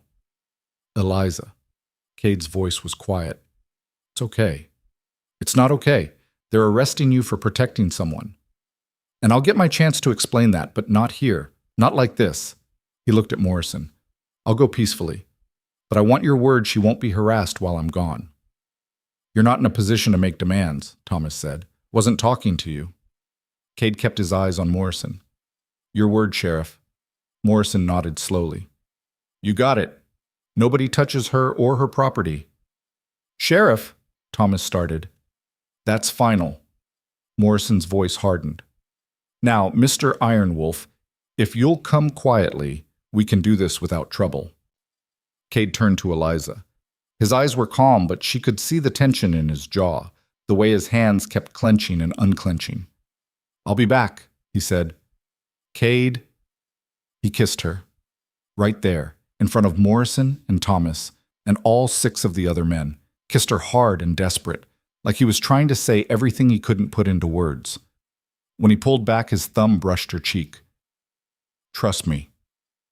Then he walked toward the sheriff, hands held out for the irons. Eliza watched them clap him in shackles like he was a criminal, like he was dangerous, like he was anything other than the best man she'd ever known. Her whole body shook with rage. "This isn't over," she said to Thomas. He smiled. "Yes, it is. You lost, Eliza. Again." They rode away with Cade between them, his hands bound, his head high. Eliza stood there until they disappeared over the horizon, her nails digging into her palms hard enough to draw blood. Then she went inside, grabbed her coat, and started planning. She rode into Red Hollow that afternoon and went straight to Mrs. Henderson's boarding house. The older woman opened the door, took one look at Eliza's face, and stepped aside. "Come in." Inside, Eliza told her everything. The harassment, the threats, the arrest. Mrs. Henderson listened without interrupting, her expression growing grimmer. "Thomas Brennan is a vindictive little bastard," she said when Eliza finished. "Always has been. Can we stop this? Is there anything legally? Probably not. The sheriff's following procedure, even if the reason behind it stinks." Mrs. Henderson drummed her fingers on the table. "But there might be another way." "What?" "Public opinion." The older woman leaned forward. "Thomas has power because his father's the mayor and people respect the Brennan name. But respect can be lost, especially if people realize he's using the law to settle a personal grudge. How do we make them realize that?" "We tell them." Mrs. Henderson stood. "I'll spread the word. Call a town meeting, get people talking. You'll need to speak. Tell them what really happened." "They won't listen to me." "They might, especially if other people back you up." Mrs. Henderson's eyes were sharp. "That man of yours, he ever hurt you?" "Never." He helped you build that cabin? Yes. And the fence? And the field? All of it. Then that's what you tell them. You tell them the truth, that Cade Ironwolf is a good man who made one hard choice 4 years ago, and Thomas Brennan is using that to destroy him out of spite. Eliza's throat was tight. What if it doesn't work? Then at least you tried. Mrs. Henderson squeezed her shoulder. But I think you'll be surprised. There are more people in this town who are sick of the Brennans than you realize. The town meeting was held 2 days later in the church hall. Eliza stood in the back, her stomach churning, watching people file in. More showed up than she'd expected, maybe 40 or 50, filling the benches. She recognized most of them. The baker, the seamstress, the blacksmith, Hutchins from the general store, even a few of the ranchers from outside town, and Thomas Brennan sitting in the front row with his arms crossed and a smug expression on his face. Mrs. Henderson called the meeting to order. We're here to discuss the recent arrest of Cade Ironwolf and the circumstances surrounding it. Miss Wren has asked to speak. I expect you'll all give her the courtesy of listening. Eliza walked to the front on shaking legs. Every eye in the room was on her, and she could feel the weight of their judgment, their curiosity, their doubt. She took a breath and began. Most of you know me. You've known me since I was a child. You watched my parents die. You watched me struggle. And you watched me buy land that everyone said was worthless. Her voice was steady, even if her hands weren't. I'm not going to stand here and pretend I did it perfectly. I made mistakes. I nearly starved. I nearly gave up. Then why didn't you? Someone called out. Because Cade Ironwolf helped me. When everyone else was laughing, when Thomas Brennan threw my seeds in the dirt, Cade helped me pick them up. He didn't ask for anything, didn't want anything. He just helped. Thomas shifted in his seat, his jaw tight. Eliza continued. He built me a fence, taught me how to work the land, built me a cabin so I wouldn't freeze come winter. And he did it all without asking for a single thing in return except maybe coffee and a meal now and then. That's all well and good, Hutchins said from his seat, but the man still wanted for murder. He killed someone, that's true, but he did it to protect a woman who was being hurt, and instead of being thanked, he was hunted, so he ran. Eliza's voice grew stronger. Is that murder, or is that what any decent person would do? The law says it's murder, Thomas spoke up. And the law needs to be upheld. Does it? Eliza turned to face him. Or do you just want him gone because I chose him over you? The room went silent. Thomas's face reddened. That's ridiculous. Is it? Because you've been harassing my property for weeks, cutting fences, trampling crops, leaving dead animals on my doorstep. All because I said no to you 2 years ago. You have no proof of that. I have boot prints. I have witnesses who saw your horse near my land. Eliza's voice shook with fury. You're using your father's position to punish me, and you're using the law to punish Cade. And everyone in this room knows it. Thomas stood. You're making accusations you can't back up. Am I? Then explain why the harassment started the day after I told you no in the street. Explain why you're suddenly so interested in a 4-year-old case from another territory. Explain why you're doing all of this now, when Cade has done nothing to you or anyone else in this town. Thomas's mouth opened, then closed. He had no answer. Mrs. Henderson stood. Anyone else have questions for Miss Wren? The seamstress raised her hand. This Ironwolf fellow, he treat you right? Better than anyone ever has, Eliza said honestly. He ever threaten you? Hurt you? Never. And you love him? The question caught Eliza off guard. She opened her mouth, then closed it. Did she love Cade? She'd been so focused on survival, on fighting, on defending him that she hadn't stopped to ask herself that question. But standing there with the whole town watching, she realized the answer was obvious. Yes, she said quietly. I do. A murmur ran through the crowd. Thomas looked like he'd been slapped. The baker stood up. I say we send a letter to the territorial marshal. Explain the situation. Ask them to look into the actual circumstances of that killing 4 years ago. I second that, the blacksmith added. All in favor? Mrs. Henderson asked. Hands rose. Not everyone. Some people still looked doubtful, and Thomas's supporters stayed seated, but enough. more than half the room. Thomas stood abruptly. "This is a farce. My father will hear about this." "Your father," Mrs. Henderson said coolly, "can take it up with me." Thomas stormed out, two of his friends following. But the rest stayed, and one by one, people started coming up to Eliza. "I'm sorry for how you've been treated," the seamstress said. "Your wheat looked good last time I rode past," the baker added. "You should be proud." "If you need anything," Hutchins said gruffly, "you let me know." Eliza stood there, overwhelmed, as the community she'd thought had abandoned her slowly came back together around her. It wasn't perfect, it wasn't everyone, but it was enough. And for the first time since they'd taken Cade away, she felt like maybe, just maybe, they had a chance. The letter to the territorial marshal went out the next morning, signed by 23 residents of Red Hollow. Eliza watched Mrs. Henderson seal it with wax, her hand steadier than Eliza's own. "How long until we hear back?" Eliza asked. "Could be weeks. Could be months." Mrs. Henderson handed the letter to the postmaster. "Depends on how busy they are, how far the marshal has to travel to investigate. But it's something." Something. It wasn't enough. Cade was sitting in a cell because of Thomas Brennan's vindictiveness, and all Eliza had was a letter that might not even matter. She rode back to her land feeling hollow. The cabin looked different without Cade there. Emptier, colder, like it was missing something essential. She went through the motions of her daily work, checking the wheat, hauling water, but her heart wasn't in it. That night, she lay in the bed Cade had built and stared at the ceiling, unable to sleep. Her mind kept circling back to the moment they'd taken him away in shackles, the way he'd looked at her like he was memorizing her face. She got up before dawn and started working on the cabin. If she couldn't get Cade out of that cell, she could at least finish what they'd started. She installed the shelves he'd measured but never built, fixed the door so it hung straight, patched the gaps in the walls where cold air leaked through. She worked until her body gave out, then forced herself to keep going. 3 days after the town meeting, she had visitors. Eliza was outside splitting firewood when she heard wagons approaching. She grabbed the axe and turned, ready for trouble, but relaxed when she recognized the faces. Mrs. Henderson led the group, followed by the seamstress, the baker, the blacksmith, and a dozen others. They were all carrying tools, supplies, food.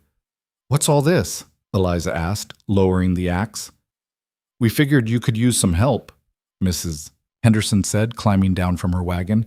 "And some company. Can't be easy out here alone." "I'm managing." "Sure you are, but you don't have to manage alone." The baker started unloading bread and preserves. "We brought lunch and dinner and probably enough food for a week." "I can't accept all this." "You can, and you will." The seamstress handed her a bundle of fabric. "Also made you some curtains. That cabin needs softening." Eliza looked around at all of them, these people who'd ignored her struggles for months, and felt something crack in her chest. "Why now? Why are you all helping me now?" Mrs. Henderson met her eyes. "Because we should have helped before. Because watching you fight alone while Thomas Brennan made your life hell, it shamed some of us, made us realize we'd become the kind of town that punishes people for being different, for wanting more, for refusing to fit into the boxes we made for them. Also," the blacksmith added, "Thomas has been an ass to most of us at one point or another. About time someone stood up to him. But I stood up to him months ago, when he threw my seeds in the dirt." "And we did nothing," Mrs. Henderson said quietly. "We're trying to do better now." The group spread out across her property. The blacksmith reinforced her fence posts. The baker's husband helped her finish the interior shelving. The women hung curtains, organized her supplies, and made the cabin feel like an actual home instead of just 4 walls and a roof. By sunset, the transformation was remarkable. The cabin had gone from rough and unfinished to something that looked lived in, cared for. Someone had even planted flowers by the door, wildflowers that would bloom come spring.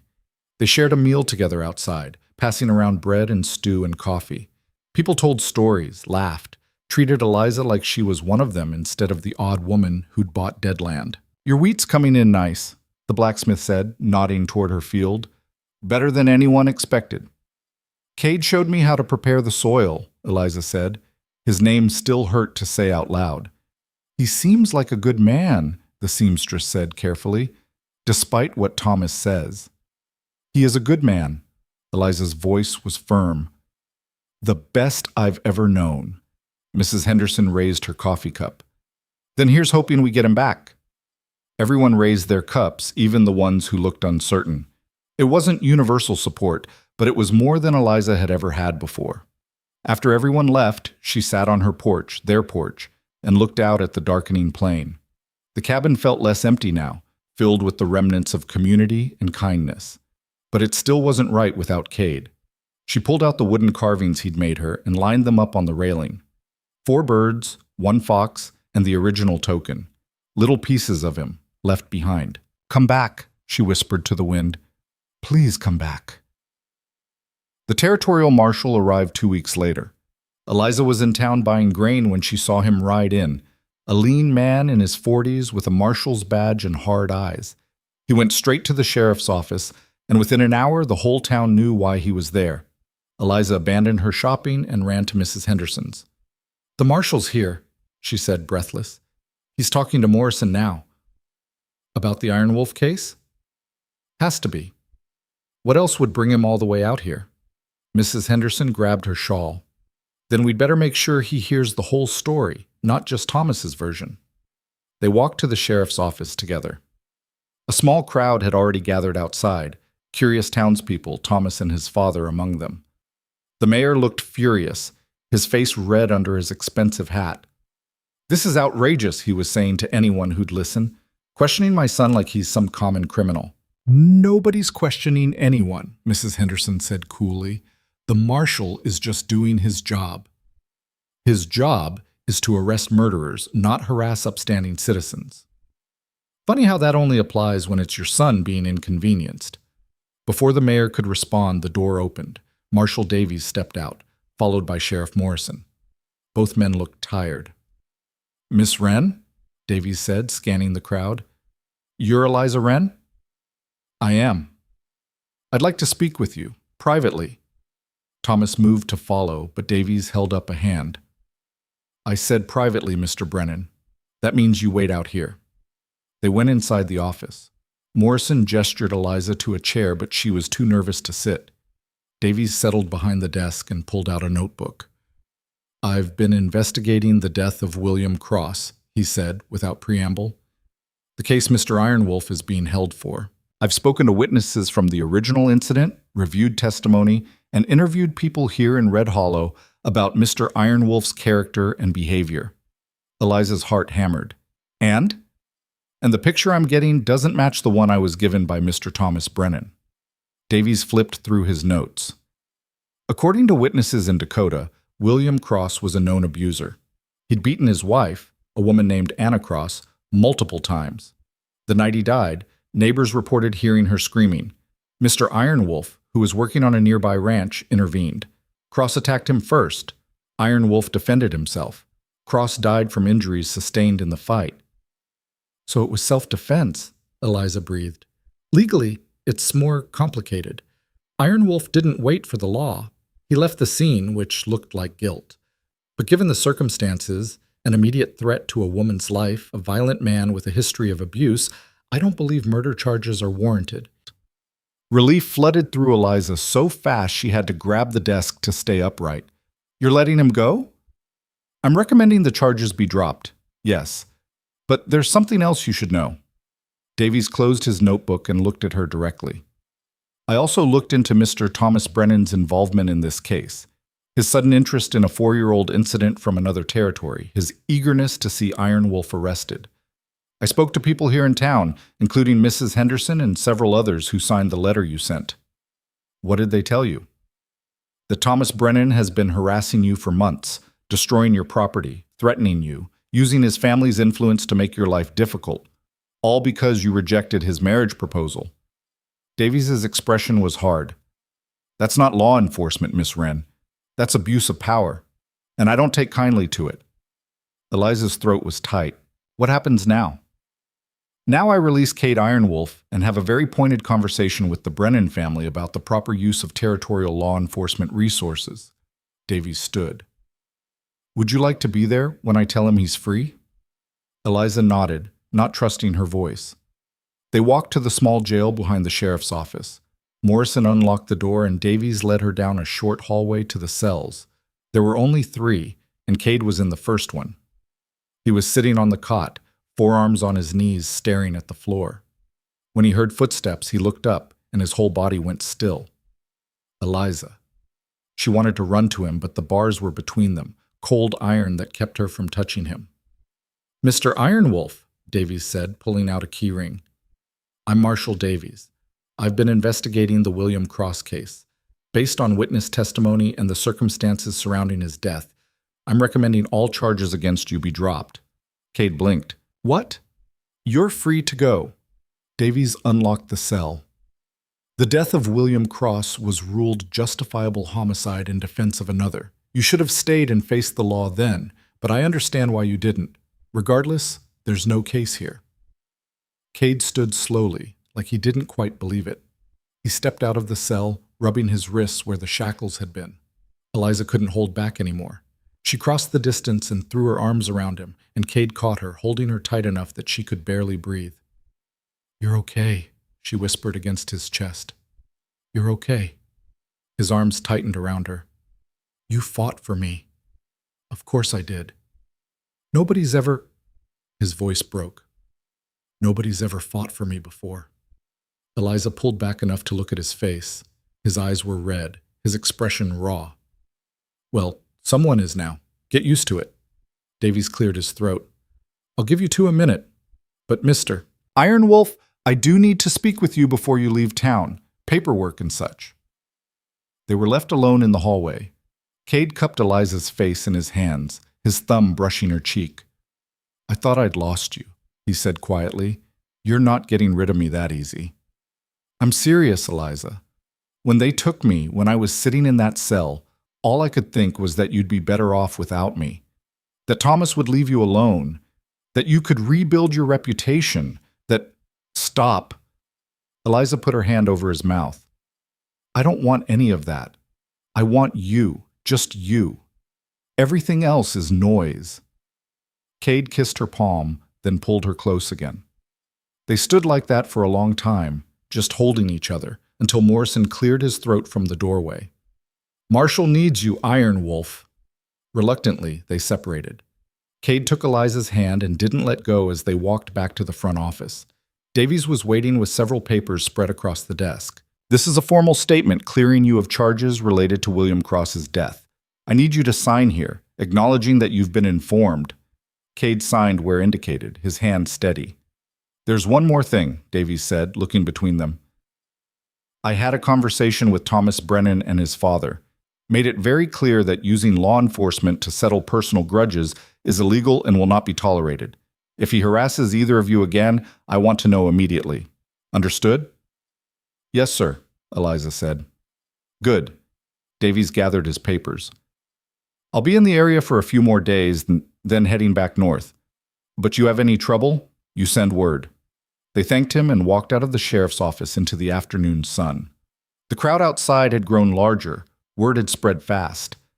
Eliza could see Thomas standing near his father's carriage, his face pale with rage. The mayor stepped forward. "Marshal Davies, I must protest this decision. My son provided credible evidence of—" "Your son," Davies said coldly, "wasted territorial resources on a personal vendetta. If he tries anything like this again, I'll have him charged with obstruction. Are we clear?" The mayor's mouth opened and closed like a fish. Thomas looked like he wanted to disappear into the ground. Mrs. Henderson pushed through the crowd. "Well, that's settled then. Mr. Ironwolf, you're staying for dinner. No arguments." Cade looked at Eliza, who nodded. "We'd be honored, ma'am." They walked to the boarding house together, Eliza's hand firmly clasped in Cade's, ignoring the stares and whispers. Let people talk. Let them think whatever they wanted. Cade was free, and that was all that mattered. Dinner at Mrs. Henderson's was loud and chaotic. Half the people who'd helped with the cabin showed up, cramming into the dining room with food and questions. Everyone wanted to hear about the marshal's investigation, about what had really happened with William Cross. Cade told the story quietly, his voice steady but his hand never leaving Eliza's. He talked about Anna Cross, about hearing her screams, about finding William beating her with a belt, about the fight that followed, The moment when Cross went down and didn't get up. I didn't mean to kill him, Cade said. I just wanted him to stop. But he wouldn't stop. So I made him.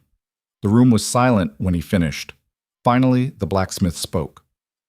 You did the right thing. Law didn't think so. The law caught up eventually, Mrs. Henderson said, and it cleared you. That's what matters. After dinner, Eliza and Cade walked back to where their horses were tied. The sun was setting, painting the sky in shades of orange and gold. Ready to go home? Eliza asked. Cade looked at her. Home. That's what it is now, isn't it? For both of us. They rode back to the cabin in comfortable silence, the prairie stretching out around them. When they crested the last hill and the cabin came into view, Cade pulled his horse to a stop. What's wrong? Eliza asked. Nothing, He stared at the cabin, at the land, at the wheat growing in neat rows. I've never had this before. Something that was mine.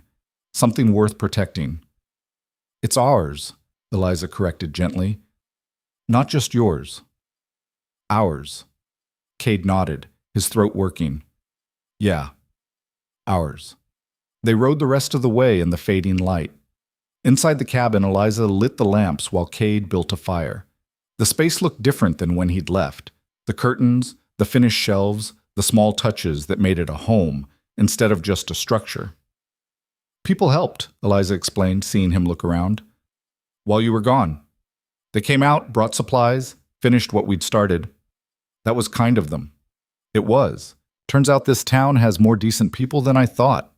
Cade walked over to her, taking her hands in his. I have something for you. You've been in jail for 2 weeks. What could you possibly have? He reached into his pocket and pulled out something wrapped in cloth. I made it before I was arrested, was going to give it to you when the cabin was finished, but he trailed off, unwrapping the cloth. It was a bracelet, carved from dark wood and polished until it gleamed. The pattern was intricate, birds in flight, intertwined with leaves and flowers. It was beautiful. Cade, Eliza breathed. It was my mother's. One of the only things I kept when I left home. His voice was rough. She died when I was 15. Wore this every day until then. I've been carrying it for over a decade. Never thought I'd give it to anyone. But I want you to have it. Eliza's eyes burned. I can't take something that important. You're not taking it. I'm giving it. He slipped it onto her wrist. It fit perfectly. My mother used to say this bracelet was a promise, that whoever wore it was choosing a life together, not just a life side by side.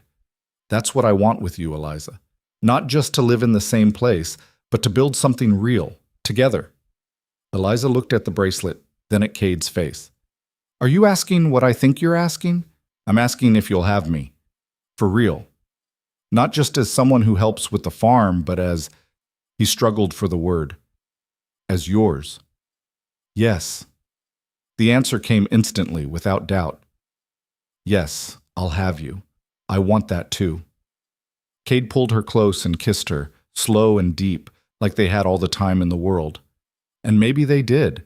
Maybe for the first time in both their lives, they had a future that stretched out farther than tomorrow. When they finally pulled apart, Eliza touched the bracelet on her wrist.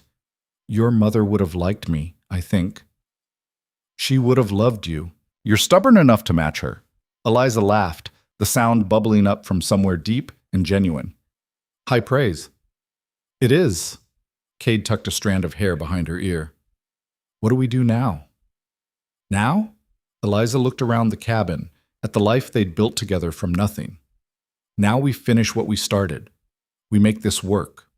We prove everyone wrong. And if people still talk, then we let them talk. She stood on her toes to kiss him again.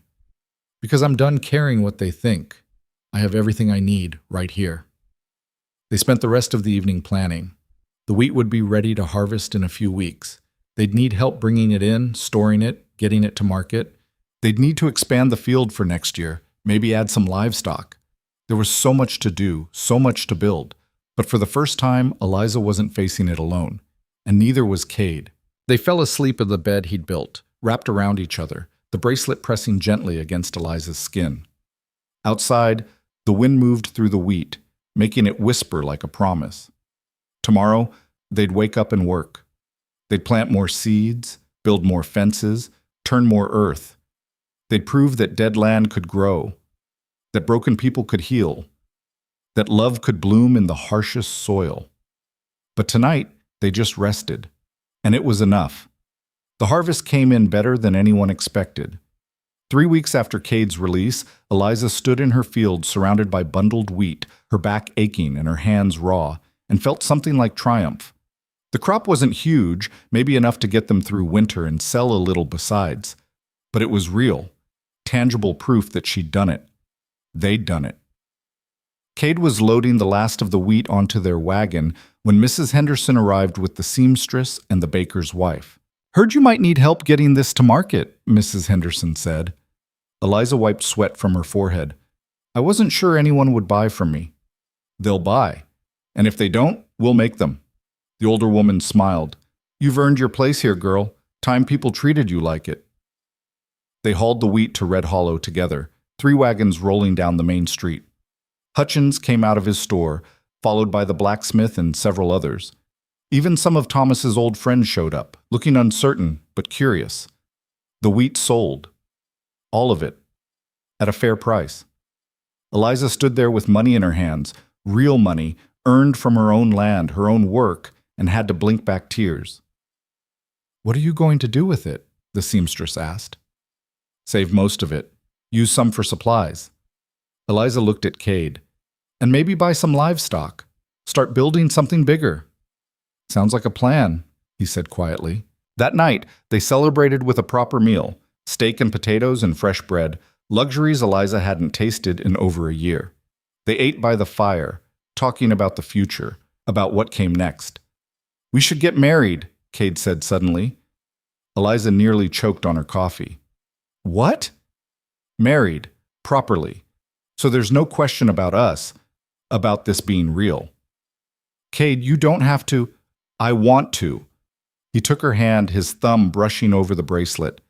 "I want everyone to know you're mine, and I'm yours.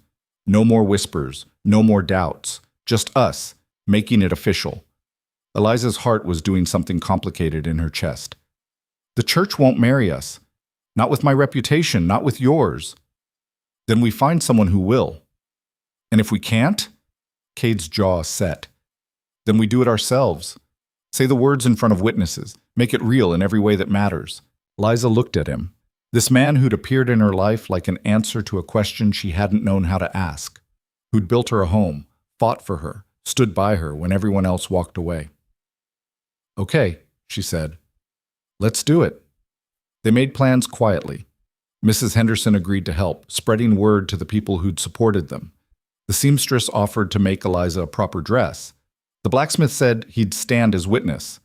But when Eliza asked the preacher to perform the ceremony, he refused. "I can't marry you," Reverend Paulson said, not unkindly. "You're living in sin, the both of you. Until you separate and do proper penance, I can't sanctify that union." "We're not separating," Eliza said firmly. "Then I can't help you." They left the church disappointed, but not defeated. If the preacher wouldn't do it, they'd find another way. Mrs. Henderson had an idea. "There's a woman about 20 miles north, Clara Watkins.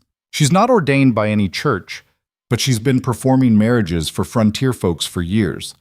Couples who can't get to a proper preacher or who the preachers won't marry. She'll do it." They rode out the next day to find her. Clara Watkins lived in a small house on the edge of nowhere, a weathered woman in her 60s with sharp eyes and a sharper tongue.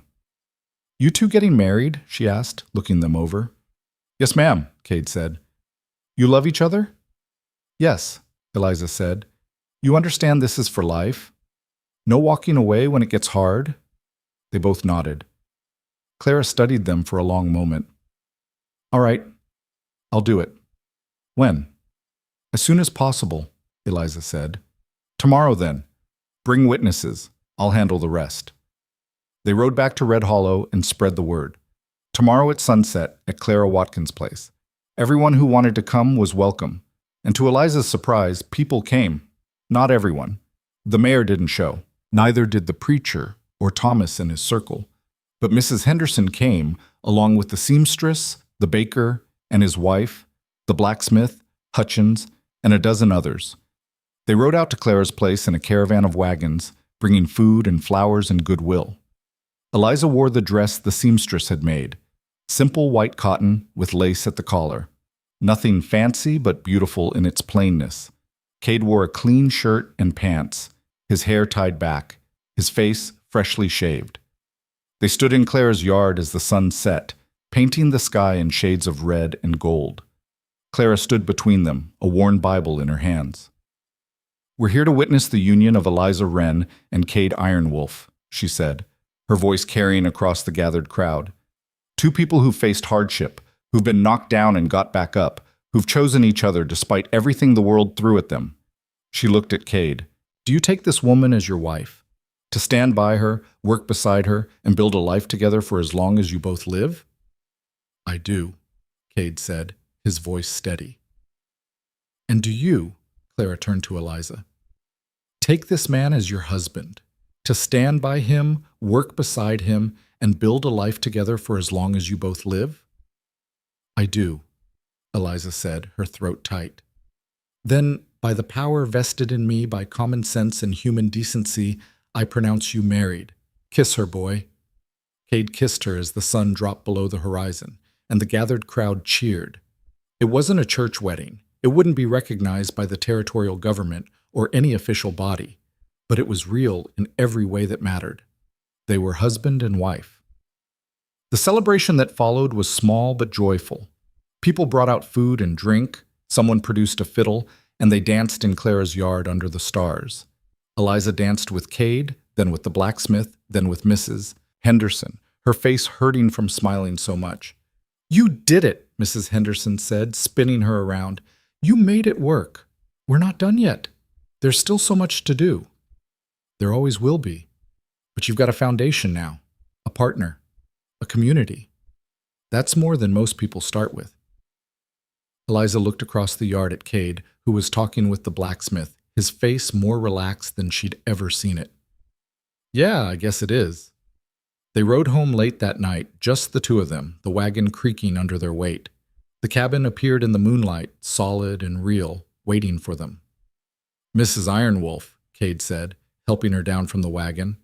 Eliza laughed. "That's going to take some getting used to." "We've got time." They walked inside together, and Cade lit the lamps while Eliza changed out of her wedding dress. When she came back out, he was standing by the window, looking out at their land. "What are you thinking?" she asked. "That a year ago, I was alone, drifting. Figured I'd spend the rest of my life that way." He turned to face her. "And now I have this. Have you. Feels like a dream." "It's not a dream." Eliza crossed to him, taking his hands. "It's real. We're real. And we're going to keep building this together for as long as we have." Cade pulled her close, resting his chin on top of her head. "I love you, Eliza Ironwolf." It was the first time he'd said it out loud. The words hung in the air between them, precious and fragile.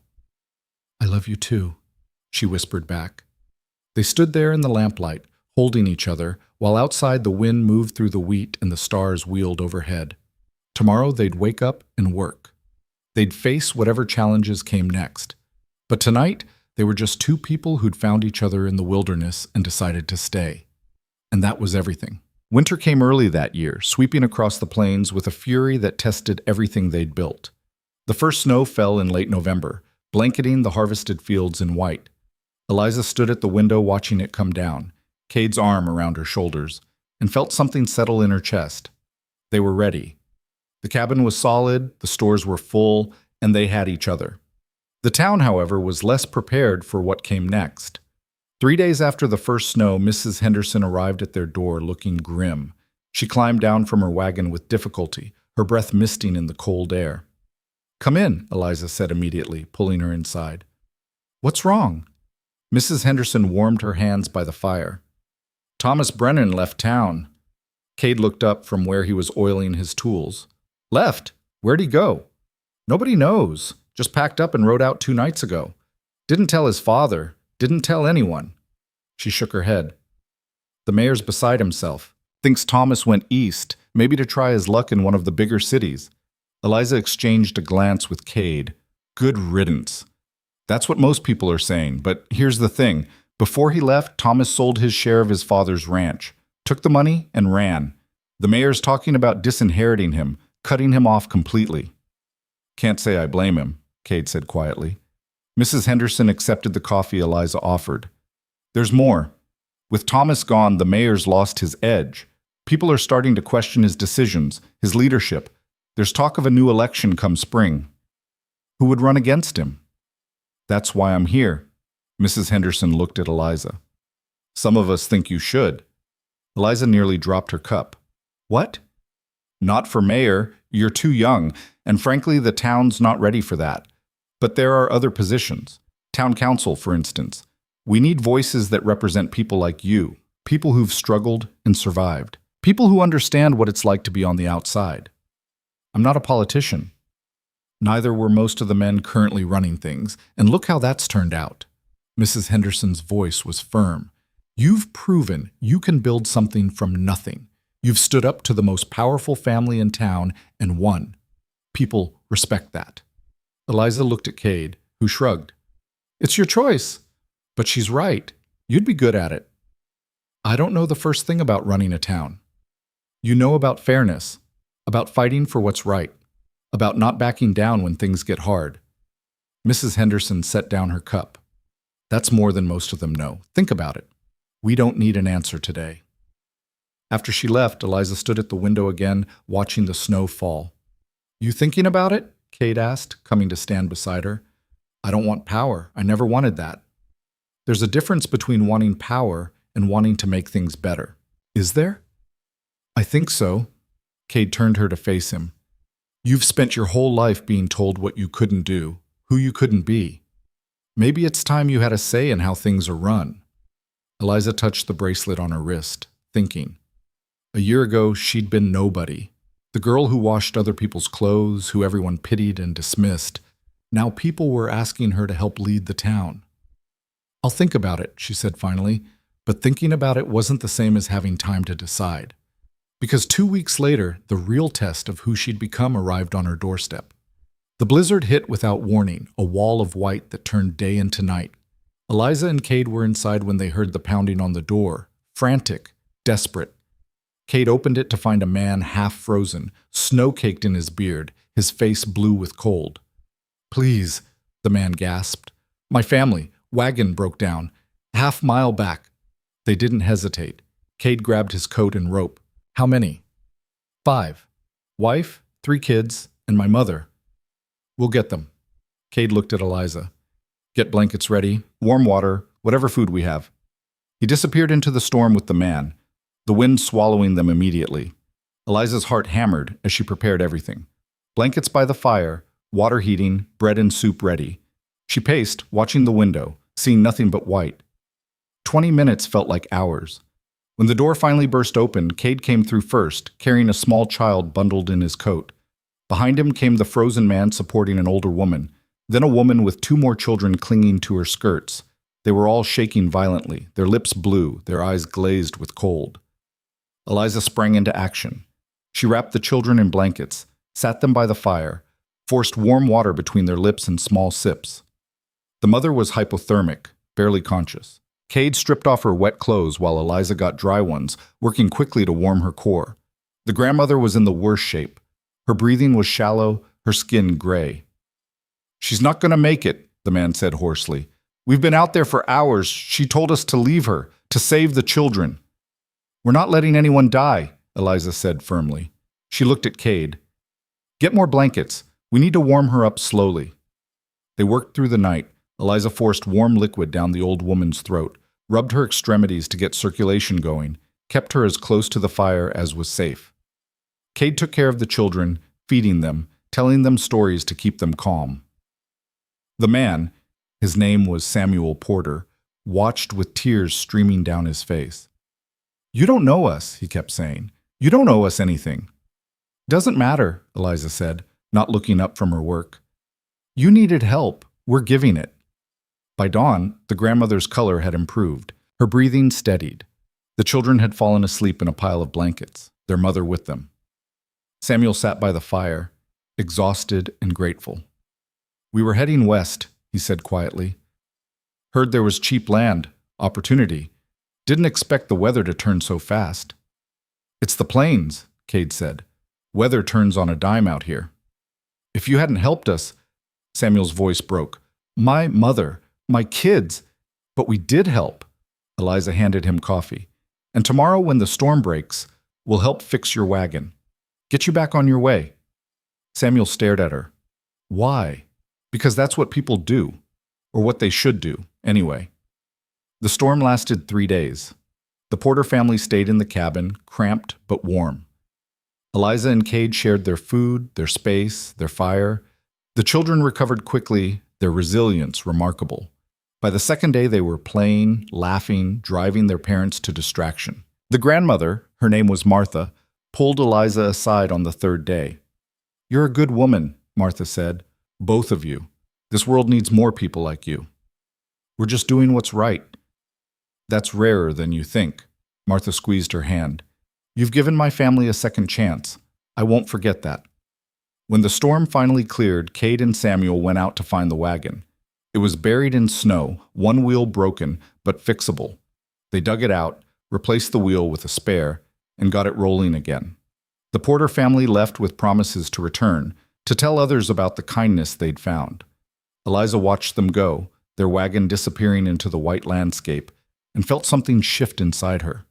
This was what mattered. Not power, not revenge, not proving people wrong, just helping when help was needed, building something bigger than yourself. "You're thinking about Mrs. Henderson's offer," Cade said, reading her expression. "Yeah. Well, what are you going to tell her?" Eliza turned to face him. "That I'll do it. Not because I want the position, but because I want to make sure this town becomes the kind of place where people help each other, where nobody has to beg for basic kindness." Cade smiled, that rare full smile that transformed his whole face. "That's my girl." "Your wife," she corrected. "My wife," he agreed, pulling her close. Word of what Eliza and Cade had done spread through Red Hollow faster than the blizzard. By the time they rode into town a week later, people were treating them differently. Not with pity or suspicion, but with something closer to respect. The mayor tried to use it against her. At a town meeting in January, he stood up and made a speech about how helping strangers was admirable, but didn't qualify someone for leadership. Mrs. Henderson stood immediately. "Really? Because last I checked, leadership was about putting others first, about making hard choices and doing the right thing, even when it's difficult. Eliza Wren has done more of that in 1 year than you've done in a decade, Mayor Brennan." Murmurs of agreement rippled through the crowd. The mayor's face reddened. "My son may have made mistakes, but our family has served this town for—" "Your family has served themselves," the blacksmith interrupted, "and we're tired of it." The vote for town council positions was held in March, as the snow began to melt and the first hints of spring appeared. Eliza won her seat with a comfortable margin. Not everyone voted for her. Some people would never see past her gender, her background, her marriage to a man they still feared. But enough did. On her first day, she sat in the council room, the only woman, the youngest person by 15 years, and felt the weight of every eye on her. "Well," said Councilman Rhodes, an old rancher with a permanent scowl, "what brilliant ideas does our newest member have?" Eliza met his gaze steadily. "I think we should establish a community fund for emergencies, for families who lose crops, for people who get sick and can't work. Everyone contributes what they can, and everyone benefits when they need it." Rhodes snorted. "Charity, you mean?" "I mean mutual aid. We're all one bad season away from ruin out here. Why not help each other?" "Because people should take care of themselves." "And when they can't? When the weather turns, or illness strikes, or luck runs out? We just let them starve?" The room was silent. Eliza pressed on. "I bought land everyone said was dead. I nearly died trying to make it work. If it hadn't been for people helping me, Mrs. Henderson, the seamstress, the blacksmith, my husband, I wouldn't be here. That helped save my life. I want to make sure others have the same chance." Another council member, a younger man named David Chen, nodded slowly. "I second the proposal. Let's put it to a vote." The fund passed, 3 votes to 2. It was a small victory, but it was something. Spring brought new challenges. A family of homesteaders arrived from back east looking for land. They had money, but no experience, and the land office tried to sell them a plot that flooded every spring. Eliza intervened, directing them to better land and connecting them with experienced farmers who could teach them. Another family, Mexican immigrants who spoke little English, faced discrimination when trying to buy supplies. Eliza made it clear that any business refusing to serve them would answer to the town council. Most backed down immediately. Slowly, grudgingly, the town began to change. It wasn't perfect. There were still people who muttered that Eliza was overstepping, that women had no business in politics, that she was stirring up trouble. But there were more people who appreciated what she was trying to do. And Cade was there through all of it, steady as stone. He expanded their farm that spring, planting more wheat and adding vegetables. He built a small barn for the chickens they'd bought and started talking about getting a cow. Their land, once dead and barren, was becoming something productive. One evening in May, Eliza stood on their porch watching the sun set over their fields. The wheat was coming in green and strong, twice as much as last year. The cabin had become a real home, with curtains and furniture and the smell of bread baking inside. Cade came out and wrapped his arms around her from behind, his chin resting on her shoulder. "Happy?" he asked, deliriously. "Liar, you're exhausted." She laughed, because he was right. Between the farm and the council work and everything else, she barely slept. But it was the good kind of exhausted, the kind that came from building something that mattered. "Okay, I'm exhausted," she admitted. "But I'm happy, too. Both can be true." "They can." Cade turned her to face him. "I have news. Good or bad?" "Good, I think. Marshall Davies sent word. They found Anna Cross, the woman I helped that night. She's alive, remarried, has a family now. He thought I'd want to know." Eliza's chest tightened. "How do you feel about that?" "Relieved. I've spent 4 years wondering if she was okay, if what I did helped, or just made things worse. Knowing she's alive, that she moved on." He trailed off. "It helps. You saved her life, Cade." "Maybe. Or maybe she would have found a way to save herself." He smiled slightly. "Kind of like someone else I know." Eliza punched his arm lightly. "I didn't save myself. You helped." "We helped each other." They stood there as the sun dropped below the horizon, painting the sky in shades of purple and gold. In the distance, Eliza could see smoke rising from other homesteads, families who'd arrived in the last year, drawn by stories of land that could be tamed, of a town that was changing. "You know what the craziest part is?" Eliza said. "What?" "A year and a half ago, I bought this land because I had nowhere else to go. Because I was desperate and angry and tired of being small. I didn't think I'd actually make it work. I just thought I'd fail on my own terms. And now? Now I can't imagine being anywhere else, doing anything else, being anyone else." She looked up at him. "You changed my life, Cade Ironwolf." "No," he said gently. "You changed your own life. I just held the ladder while you climbed." She kissed him, soft and slow, tasting coffee and the faint sweetness of the honey he'd found that morning. When they pulled apart, his eyes were warm. "Come on," he said. "Dinner's probably burning." They went inside together, and Eliza saved the bread just in time. They ate at the table Cade had built, talking about the day, about plans for tomorrow, about everything and nothing. Later, as they lay in bed listening to the wind move through the wheat, Cade spoke into the darkness. "Do you ever regret it? Saying no to Thomas, choosing this instead?" Eliza didn't even have to think about it. "Never. Not once. Even when it was hard? Especially then, because the hard parts made me who I am, made us who we are." Cade's arm tightened around her. "I love you. I love you too." Sleep came easy that night, the kind of deep rest that came from knowing you were exactly where you were supposed to be. The seasons turned, as they always did. By the second harvest, their yield had tripled. They hired help, young men from town looking for work, a family of immigrants who needed a start. Eliza paid fair wages and treated them with respect, and word spread. Other farms started doing the same. The community fund grew. When a fire destroyed the Henderson boarding house in July, the fund helped rebuild it. When a rancher lost his entire herd to disease, the fund kept his family fed until he could recover. The town began to look different. New businesses opened, a proper doctor's office, a school that welcomed all children regardless of background, a meeting hall where people could gather, and Eliza was at the center of much of it, pushing, organizing, refusing to accept that things had to stay the way they'd always been.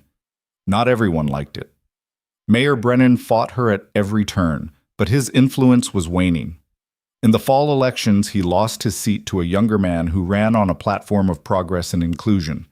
Thomas never came back. Rumor had it he'd gone to San Francisco and gotten into some kind of trouble. Eliza didn't waste time thinking about him. He was part of her past, and she was too busy building her future. 2 years after she'd first bought the land, Eliza stood in front of the town council and proposed something radical. "I want to buy more land," she said, "adjacent to mine, and I want to divide it into small plots and sell them at cost to families who can't afford the usual prices. No profit for me, just enough to cover the purchase." Councilman Rhodes shook his head. "That's financial suicide." "Maybe, but there are a dozen families in this territory who want to homestead but can't afford it. This would give them a chance." "And what's in it for you?" Eliza smiled. "A community, neighbors, people who'll help when times are hard, celebrate when times are good. That's worth more than money." The proposal passed. By spring, 6 families had bought plots and started building. Eliza and Cade helped each one, teaching, lending tools, sharing knowledge.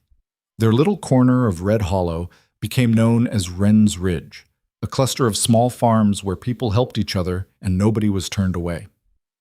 3 years to the day after Eliza had first bought her land, she sat on her porch at sunset and took stock. The original 20 acres had grown to 40, half of which she'd sold off to new homesteaders. The cabin had been expanded, 2 rooms added, a proper kitchen, even a small library where she kept books borrowed from town. The wheat fields stretched as far as she could see, golden and full. They had chickens, 2 cows, a horse besides their original 2. The barn Cade had built was solid enough to last decades, and scattered across the ridge were 7 other cabins, smoke rising from their chimneys, children playing between the properties. A community. A real one. Cade came out and sat beside her, handing her a cup of coffee. His hair was longer now, shot through with a few strands of gray despite him only being 32. His face had more lines earned from squinting into the sun and smiling more often. "What are you thinking about?" he asked. "Everything. How far we've come." "We've come pretty far." "Do you miss it? The quiet? Being alone?" Cade considered this. Sometimes. But then one of the neighbor kids shows up asking to see the horses, or Chen stops by to borrow a tool, or Mrs. Henderson comes out to check on everyone, and I remember why we did this. "Because people are worth the trouble?" "Because these people are worth the trouble." He squeezed her hand. "And because you were right. Community matters." Eliza leaned against his shoulder. "I'm not always right?" "No, but you're right about this." They sat in comfortable silence, watching the sun paint the sky. In the distance, Eliza could hear laughter, one of the families having dinner outside, enjoying the warm evening. "You know what Mrs. Henderson told me yesterday?" Eliza said. "What?" "That they're thinking of naming the new school after me. The Eliza Wren School for All Children." Cade's eyebrows rose. "That's quite an honor." I told her no. "Why?" "Because I didn't do this for recognition. I did it because it needed doing." She turned to look at him. "But I told her if they really wanted to honor someone, they should name it after your mother. The Sarah Ironwolf School. She's the one who taught you to build, to create, to see beauty in wood and stone. Without her, you wouldn't have been able to help me. And without you, none of this exists." Cade's throat worked. "Eliza, I mean it. Your mother deserves to be remembered. Let's make sure she is." He pulled her close, his voice rough. "Thank you." They held each other as the stars began to appear, one by one, in the darkening sky. The years that followed weren't without challenges. There were hard winters, failed crops, arguments over boundaries and resources. Eliza butted heads with council members, made decisions that upset people, learned the hard way that you couldn't please everyone. But through it all, the community at Wren's Ridge held. When the Chen family lost their barn to lightning, everyone rebuilt it together. When the Kowalskis' baby was born premature and sickly, Eliza sat with Mrs. Kowalski for 3 days straight, helping keep the child alive until the doctor could come. When Cade's old injury, a shoulder damaged in the fight with William Cross, flared up so badly he couldn't work for a month, the neighbors harvested their wheat for them. Nobody was alone.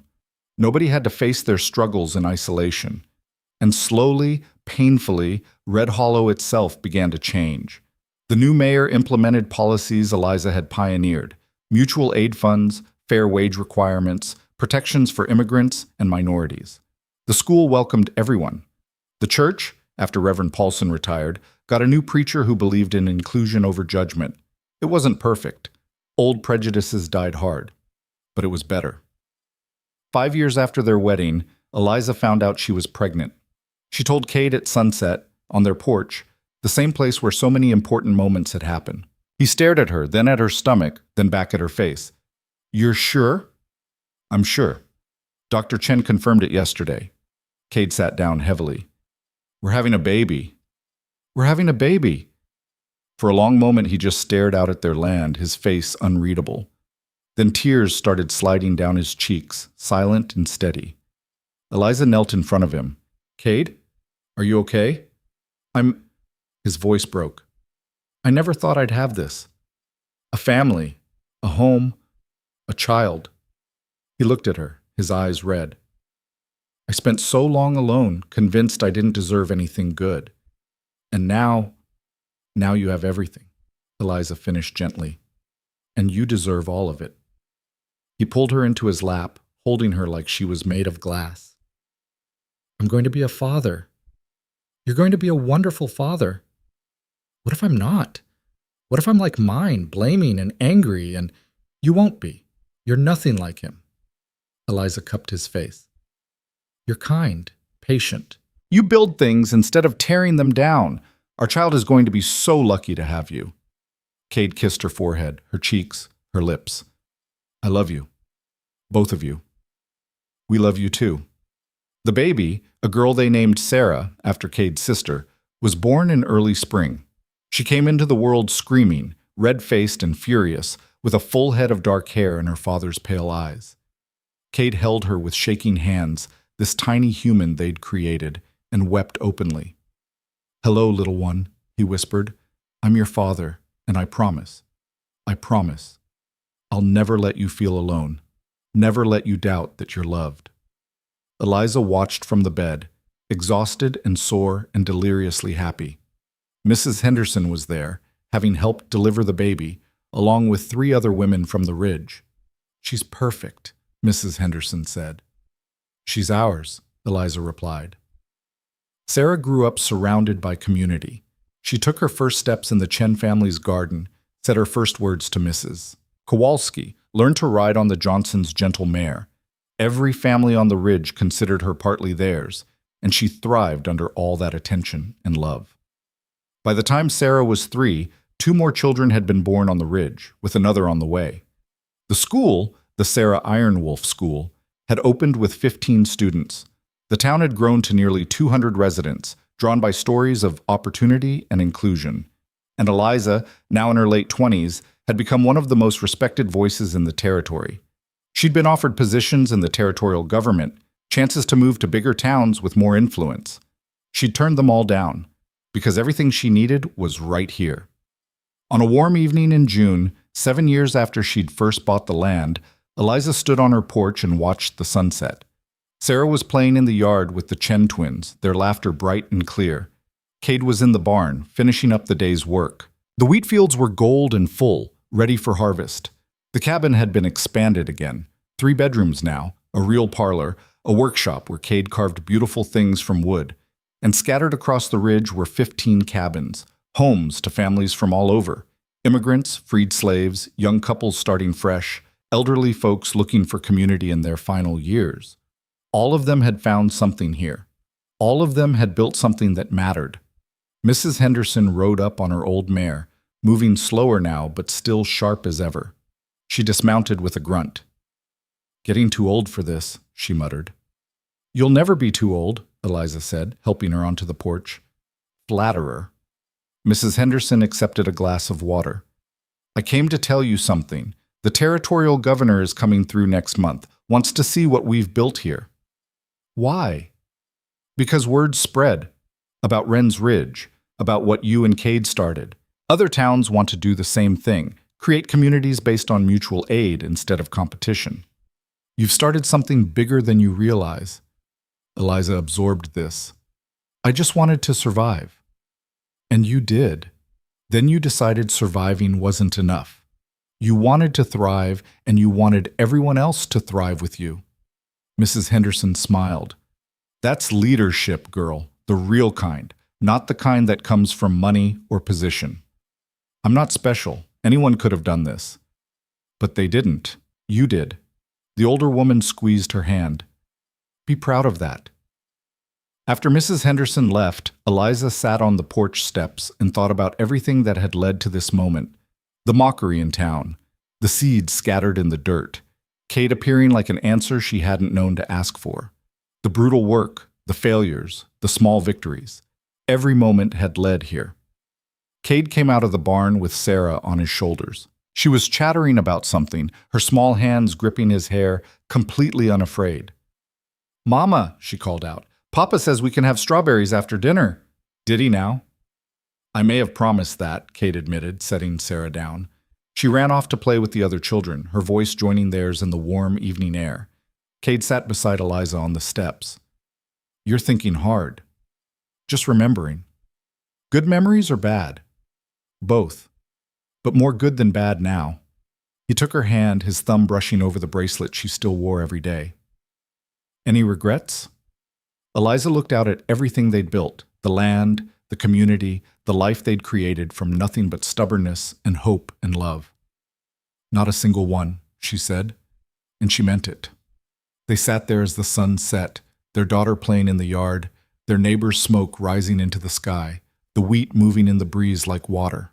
In the distance, she could hear someone playing a fiddle, music drifting across the ridge. This was what she'd fought for. Not just survival, not just proving people wrong, but this, community, belonging, home. She'd started as the smallest voice in the room, dismissed and mocked and told she'd never amount to anything. And maybe she'd never be remembered by history, never have her name in books or monuments.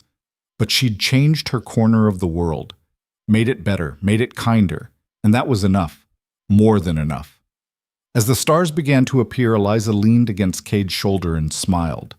She'd been told she was too small, too weak, too foolish to make it alone.